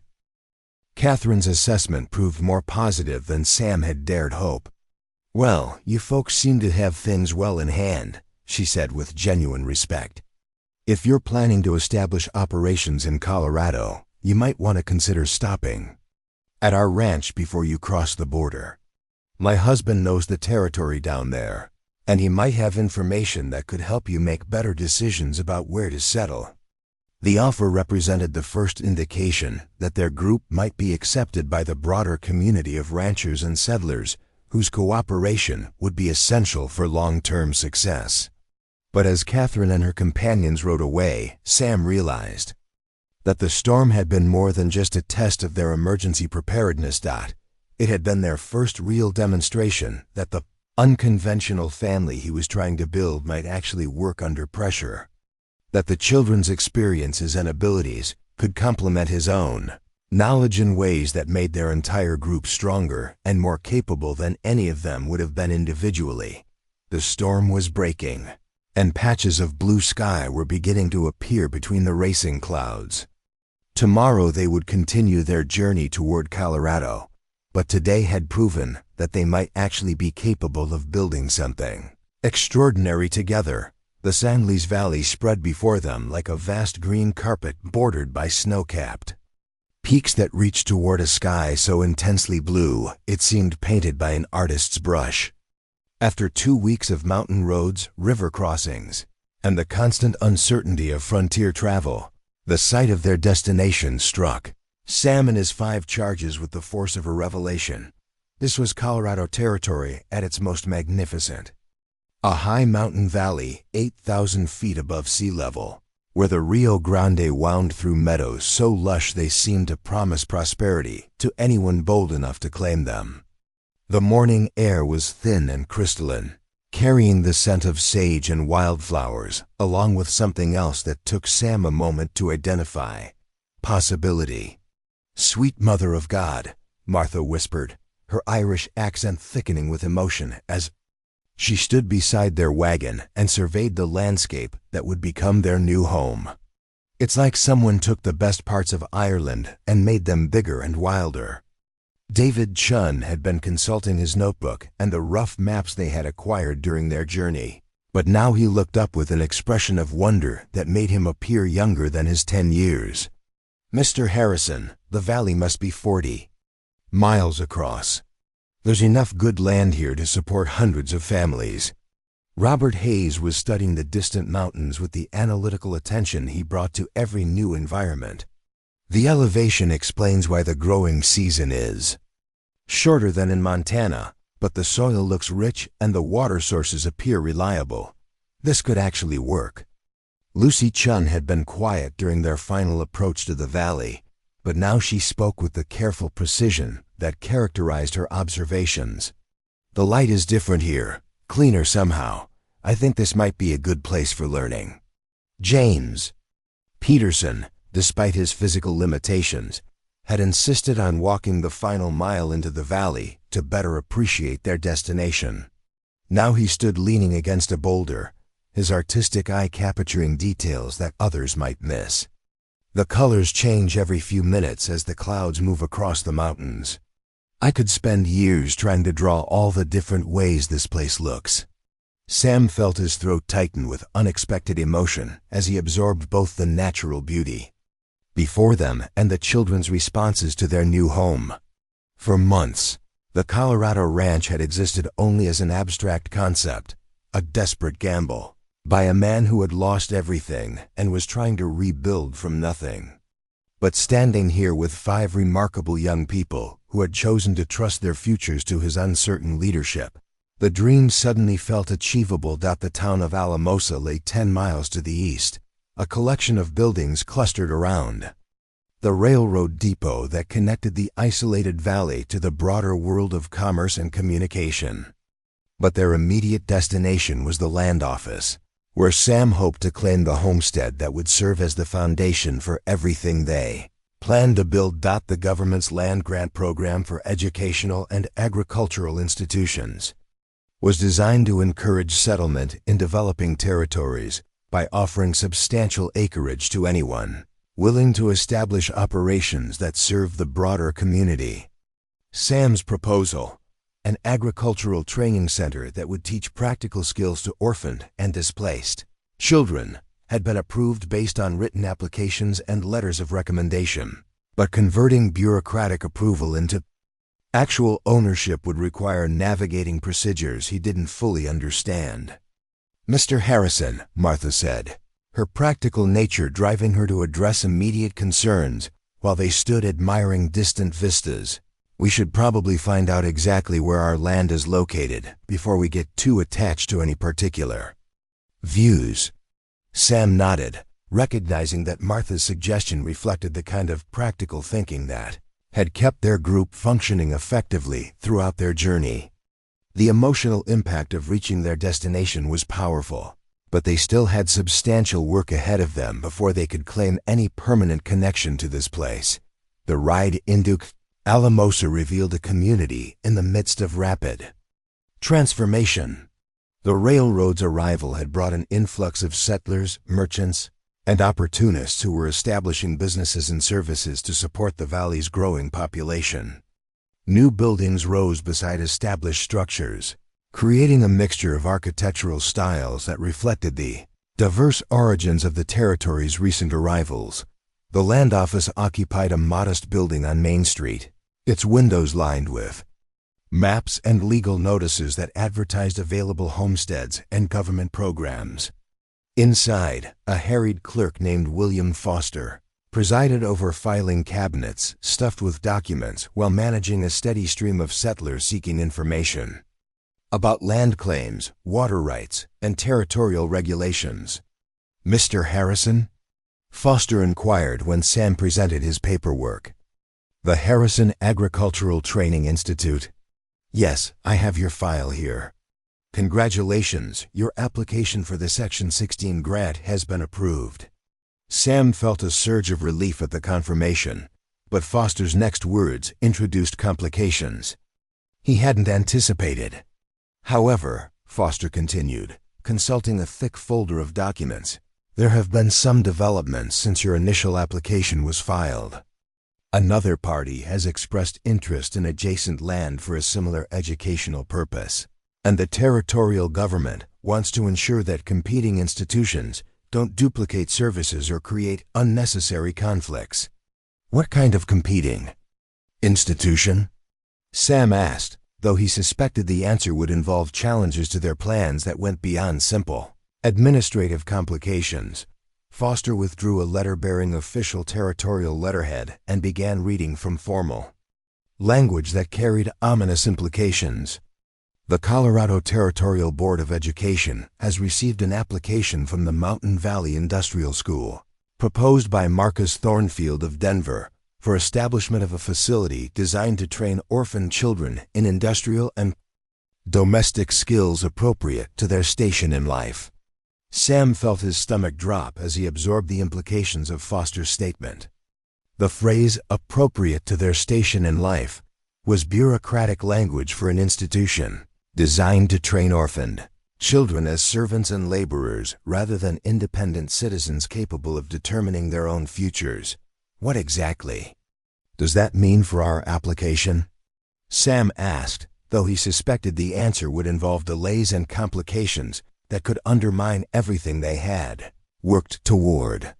It means, Foster replied with obvious discomfort, that the territorial board wants to review both proposals before making final land allocations. They've scheduled a hearing for next week where both parties can present their plans and demonstrate their qualifications for receiving government support. Martha stepped forward with the confidence that had served her well throughout their journey. Mr. Foster, what criteria will the board use to evaluate the competing proposals? Foster consulted another document before answering. Financial resources, educational qualifications of the proposed staff, detailed curriculum plans, and demonstrated community support. The board wants to ensure that any institution receiving government land grants will provide genuine educational opportunities rather than simply exploiting children for their labor value. David Chun had been listening intently while making notes in his ever-present notebook. Now he asked the kind of practical question that characterized his approach to every situation. How much time do we have to prepare our presentation, and what kind of documentation will the board expect to see? 1 week, Foster replied. And they'll want detailed budgets, curriculum outlines, staff qualifications, and letters of support from community members who can vouch for your character and capabilities. Sam felt the weight of the challenge settling on his shoulders like a physical burden. Marcus Thornfield, whoever he was, undoubtedly possessed financial resources and political connections that far exceeded anything Sam could bring to bear. Competing against an established Denver businessman for territorial support would require more than good intentions and the children's remarkable abilities. Mr. Foster, Robert Hayes said, with the careful precision that characterized his communications, would it be possible to review Mr. Thornfield's proposal so we understand exactly what we're competing against? Foster shook his head. Proposals are confidential until the public hearing. But I can tell you that Mr. Thornfield has substantial backing from Denver business interests and has hired experienced educators to design his curriculum. As they left the land office, Sam felt the enthusiasm of their arrival in Colorado being replaced by anxiety about challenges he hadn't anticipated. The children, however, seemed to view the competition as an interesting problem to be solved rather than an insurmountable obstacle. This could actually work in our favor, Martha observed as they established camp outside Alamosa while planning their next steps. If we can demonstrate that our approach produces better results than traditional institutional methods, we might gain support from people who care more about outcomes than credentials. David was already analyzing their competitive position with characteristic mathematical precision. Mr. Thornfield has financial advantages, but we have something he probably doesn't have: actual experience working together as a team and proven results from our collaboration. Robert's assessment focused on strategic considerations. We need to understand what the community wants from an educational institution and show how our approach serves those needs better than a traditional industrial school. Lucy had been considering their situation from a different angle. Maybe we should talk to local families who have children. They might have opinions about what kind of education would actually help their children succeed. James had been sketching while listening to their discussion, his artistic abilities allowing him to process information through visual representation. What if we could show the board exactly what our educational approach looks like instead of just describing it? Demonstrations are more convincing than documents. Sam realized that the children were approaching their first major business challenge with the same collaborative problem-solving that had served them well during their journey. Their suggestions revealed strategic thinking that complemented his own experience while addressing weaknesses in his background that could have undermined their chances. Over the following days, they threw themselves into preparation with an intensity that impressed even Sam. Martha organized their research efforts and managed their documentation with military precision. David calculated budgets and financial projections that demonstrated their proposed operations' economic viability. Robert studied territorial education policy and identified key arguments that would resonate with board members. Lucy interviewed local families to understand community needs and priorities, while James created visual materials that illustrated their educational philosophy and demonstrated the children's actual capabilities. Each member of their group contributed specialized skills while working toward their common goal.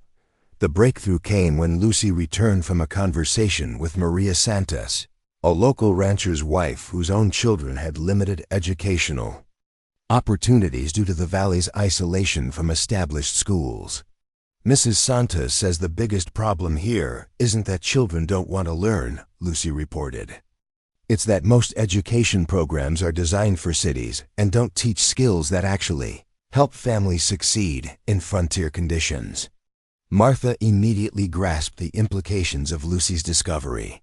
So if we can show that our approach teaches practical skills alongside traditional subjects, we might appeal to families who feel ignored by conventional educational institutions.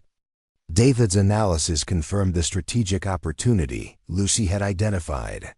The territorial board probably hears a lot of proposals for institutions that serve bureaucratic requirements without addressing real community needs.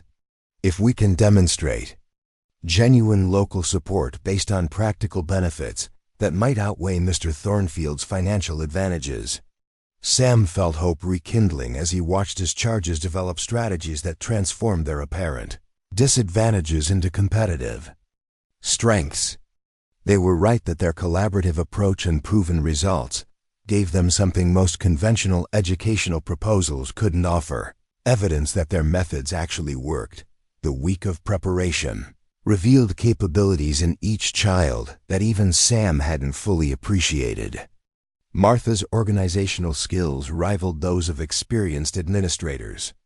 David's financial analysis demonstrated sophistication that impressed local businessmen who reviewed their projections. Robert's policy research identified legal arguments that strengthened their position.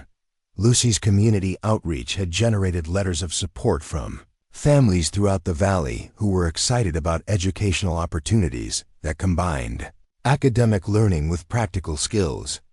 James's artistic documentation provided visual evidence of their group's achievements and potential. As the day of the territorial board hearing approached, Sam realized that his 5 remarkable charges had transformed from children he was trying to help into partners who were helping him achieve something extraordinary. Their collaboration had evolved beyond his original vision of an agricultural training center into something that could genuinely serve the broader community while providing opportunities that none of them could have achieved individually. Colorado Dream was taking shape, but its final form would be determined by their ability to convince government officials that unconventional approaches could produce exceptional results.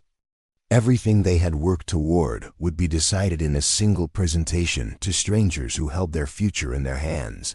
But for the first time since leaving Montana, Sam felt confident that they were ready for whatever challenges awaited them. The territorial courthouse in Alamosa had never hosted a hearing quite like this one.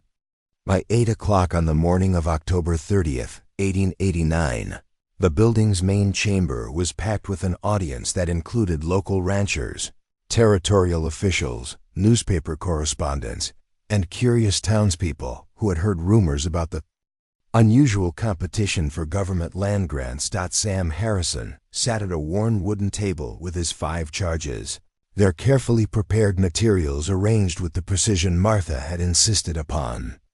Across the room, Marcus Thornfield commanded a much larger table surrounded by assistants, lawyers, and impressive-looking documents bound in leather portfolios that spoke of serious financial backing. Thornfield himself was everything Sam had expected, a prosperous Denver businessman in his 50s, with silver hair, expensive clothes, and the confident demeanor of someone accustomed to getting what he wanted through a combination of money and political influence. His proposal for the Mountain Valley Industrial School came with endorsements from territorial legislators, banking officials, and prominent businessmen who viewed child welfare as an opportunity for profitable investment. "Gentlemen, ladies," announced Territorial Education Superintendent James Morrison, a thin man with scholarly spectacles who clearly felt uncomfortable with the attention this hearing had attracted. "We are here to evaluate competing proposals for educational land grants in the San Luis Valley. Each party will have 30 minutes to present their plans, followed by questions from the review board." Morrison gestured toward a panel of 5 officials who would determine the fate of Sam's dreams and the children's futures. They included the Territorial Land Commissioner, a representative from the Federal Education Office, 2 local business leaders, and surprisingly, Catherine Brennan, the experienced rancher who had encountered them during their storm crisis weeks earlier. "Mr. Thornfield," Morrison continued, "as the party with priority filing, you may present first." Thornfield rose with theatrical confidence, his presentation polished by years of experience convincing investors and politicians to support his various business ventures. For 25 minutes, he outlined his vision for an industrial training facility that would process orphan children through standardized curricula designed to produce reliable workers for Colorado's developing economy. The Mountain Valley Industrial School will provide disciplined instruction in domestic arts for girls and manual trades for boys, Thornfield declared, consulting notes prepared by his educational consultants. Children will learn obedience, punctuality, and basic skills appropriate to their social position while contributing to the institution's economic sustainability through productive labor. Sam felt his stomach tighten as he listened to Thornfield's clinical description of children as raw materials to be processed into useful products. The proposal was professionally presented and financially sound, but it treated the students as economic units rather than human beings with individual potential and dignity. Thornfield's financial projections impressed the board members, as did his political connections and detailed operational plans. His institution would be profitable within 3 years, provide reliable workers for territorial development, and operate according to established educational models that had been tested in other locations. "Thank you, Mr. Thornfield," Morrison said when the presentation concluded. "Mr. Harrison, you may now present your proposal." Sam rose on unsteady legs, conscious that everything he and the children had worked toward would be determined by the next 30 minutes. But as he looked around the packed courtroom, he realized that this hearing represented something larger than a simple competition for land grants. It was a test of whether society would choose efficiency over humanity, conformity over innovation, control over freedom. "Members of the board, friends and neighbors," Sam began, his voice gaining strength as he spoke. "3 months ago, I was a failed rancher with nothing to offer anyone. Today, I stand before you with 5 remarkable young people who have taught me that the most important education happens when children are treated as partners in their own learning rather than products to be manufactured." Sam gestured toward his charges who had arranged themselves strategically around the room to demonstrate their presentation. "Instead of describing our educational philosophy, we would like to show you what it looks like in practice." Martha stepped forward first, her 14-year-old confidence commanding immediate attention from the assembled crowd. "My name is Martha Sullivan, and 3 months ago I was an orphan with no prospects beyond domestic servitude. Today, I can present a financial analysis of our proposed operation that demonstrates economic sustainability while prioritizing student welfare over profit margins."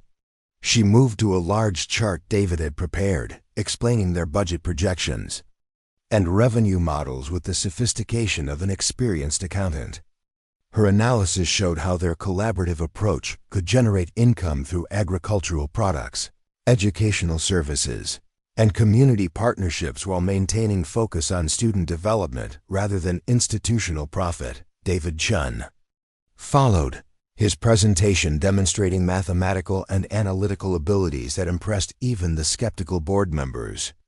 Traditional industrial schools produce standardized workers for predetermined roles, David explained, his accent barely detectable after months of careful practice. Our approach develops individual capabilities that allow students to create their own opportunities rather than simply filling positions others have defined for them. Robert Hayes presented their community research, showing how local families had expressed support for educational programs that addressed regional needs, rather than imposing external standards. His data demonstrated that conventional institutions often failed in frontier conditions because they ignored local realities in favor of bureaucratic requirements. Lucy Chun's presentation focused on curriculum innovation, describing educational methods that combined traditional subjects with practical skills while encouraging creative thinking and problem-solving. Her examples showed how academic learning became more meaningful when connected to real-world applications that students could use immediately.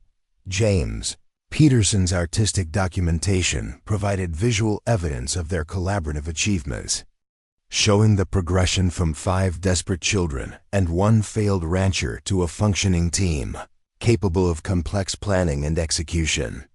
His drawings and maps illustrated their journey while demonstrating capabilities that traditional educational assessment would never have identified. But it was the children's collective demonstration that truly captured the audience's attention. Working together with practiced efficiency, they showed how their collaborative learning model functioned in practice. Martha coordinated while David calculated, Robert analyzed while Lucy researched, and James documented while everyone contributed to solutions that exceeded what any individual could have achieved alone. This is what education looks like when children are respected as thinking human beings, rather than empty vessels to be filled with predetermined knowledge, Sam concluded, his voice carrying across the silent courtroom. These young people didn't just survive their circumstances, they transformed them into strengths that will serve them throughout their lives. The question period that followed revealed the fundamental difference between the two approaches. Board members asked Thornfield about efficiency, standardization, and profit margins. They asked Sam about innovation, individual development, and community impact. Thornfield's answers emphasized control, predictability, and economic return on investment. Sam's responses focused on human potential, creative problem-solving, and social responsibility. The contrast couldn't have been clearer. One approach treated children as manufacturing problems, the other as human possibilities. Catherine Brennan's questions proved particularly revealing. As someone who had witnessed their group's competence during the storm crisis, she understood what their collaborative approach could achieve under pressure. Mr. Harrison, Brennan asked, how do you respond to concerns that your students might be unprepared for the discipline and structure required in conventional employment situations? Martha answered before Sam could respond, her Irish directness cutting through diplomatic evasion. Mrs. Brennan, we've learned more about discipline and structure during 3 months of building something together than we learned during years of having structure imposed on us by adults who were more concerned with compliance than competence. David supported Martha's point with characteristic precision. Traditional industrial schools teach children to follow orders without thinking. Our approach teaches us to think clearly so we can give ourselves the right orders. The hearing concluded with closing statements that crystallized the choice facing the territorial board. Thornfield offered proven methods, financial security, and institutional respectability. Sam offered innovation, human development, and community partnership. The Mountain Valley Industrial School represents established educational practice. Thornfield concluded, while Mr. Harrison's proposal is an untested experiment that risks valuable public resources on unproven theories. Sam's closing was simpler and more direct. Members of the board, you have a choice between treating children as problems to be managed or as human beings, capable of extraordinary achievements when given proper support and respect. I believe Colorado's future depends on choosing humanity over efficiency. The board's deliberation lasted 2 hours while the courtroom audience waited in tense silence. When they finally returned, Superintendent Morrison's expression was unreadable as he prepared to announce their decision. After careful consideration of both proposals, Morrison began, his voice carrying across the packed chamber. The Territorial Education Board has decided to award the Section 16 land grant to the Harrison Agricultural Training Institute. The courtroom erupted in applause and celebration as Sam felt his knees buckle with relief. But Morrison wasn't finished. Furthermore, Morrison continued, the board has voted to designate the Harrison Institute as a pilot program for innovative educational methods, with additional funding available if initial results justify expansion to other territorial locations. Sam looked at his 5 charges, seeing in their faces the same mixture of joy, relief, and determination that he felt himself. They had won more than a land grant. They had proven that unconventional approaches could succeed when built on mutual respect and collaborative effort. Thornfield approached their table as the crowd began to disperse, his expression more curious than hostile. Mr. Harrison, I admit I underestimated your presentation. Your students are remarkably capable. They're not my students, Mr. Thornfield, Sam replied. They're my partners. That's what made the difference. 5 years later, the Harrison Agricultural Training Institute had grown from a desperate gamble into a model that was being studied and replicated across the American West. The original log buildings had been expanded into a complex of classrooms, workshops, dormitories, and agricultural facilities that served 96 students from across the territorial region. Martha Sullivan, now 19, served as the Institute's business manager while pursuing correspondence courses in advanced mathematics and economics. Her organizational skills had proven invaluable as their operation expanded beyond Sam's original vision. David Chun had become the Institute's mathematics and engineering instructor, while developing innovations in agricultural equipment that were being manufactured and sold throughout Colorado. His analytical abilities, once seen as threatening by prejudiced adults, were now recognized as valuable contributions to territorial development. Robert Hayes managed the Institute's research programs, documenting educational methods and outcomes for publication in national journals that were carrying news of their success to educators across the country. His careful analysis had provided the evidence needed to convince skeptics that their approach produced measurable results. Lucy Chun directed the Institute's elementary education programs while training other teachers in collaborative learning methods. Her understanding of how to help children from diverse backgrounds succeed had become the foundation for curriculum innovations that were being adopted by conventional schools. James Peterson had established the Institute's art and documentation programs while pursuing his own artistic development through correspondence with established painters and sculptors. His visual records of their growth and achievements had become historical documents that preserved their story for future generations. Sam Harrison, now 39 and graying at the temples, served as the Institute's director while continuing to learn from the remarkable young people who had transformed his life. The failed rancher had become a respected educator, but more importantly, he had become part of a family that had chosen each other and built something extraordinary together. The San Luis Valley stretched around their expanded facilities, its beauty unchanged, but its human potential dramatically enhanced by an institution that had proven children could achieve remarkable things when treated with respect, challenged with meaningful work, and supported with unwavering belief in their capabilities. The 5 orphans Sam had bought at auction had indeed made history, not as products of someone else's vision, but as architects of their own futures and creators of opportunities for countless children who would follow in their footsteps. Their success had demonstrated that the most powerful education emerged from collaboration, respect, and the revolutionary idea that children were human beings worthy of dignity rather than raw materials to be processed into useful products. The Harrison Agricultural Training Institute stood as proof that desperate circumstances could become the foundation for extraordinary achievements when courage, compassion, and collaboration transformed individual survival into collective success.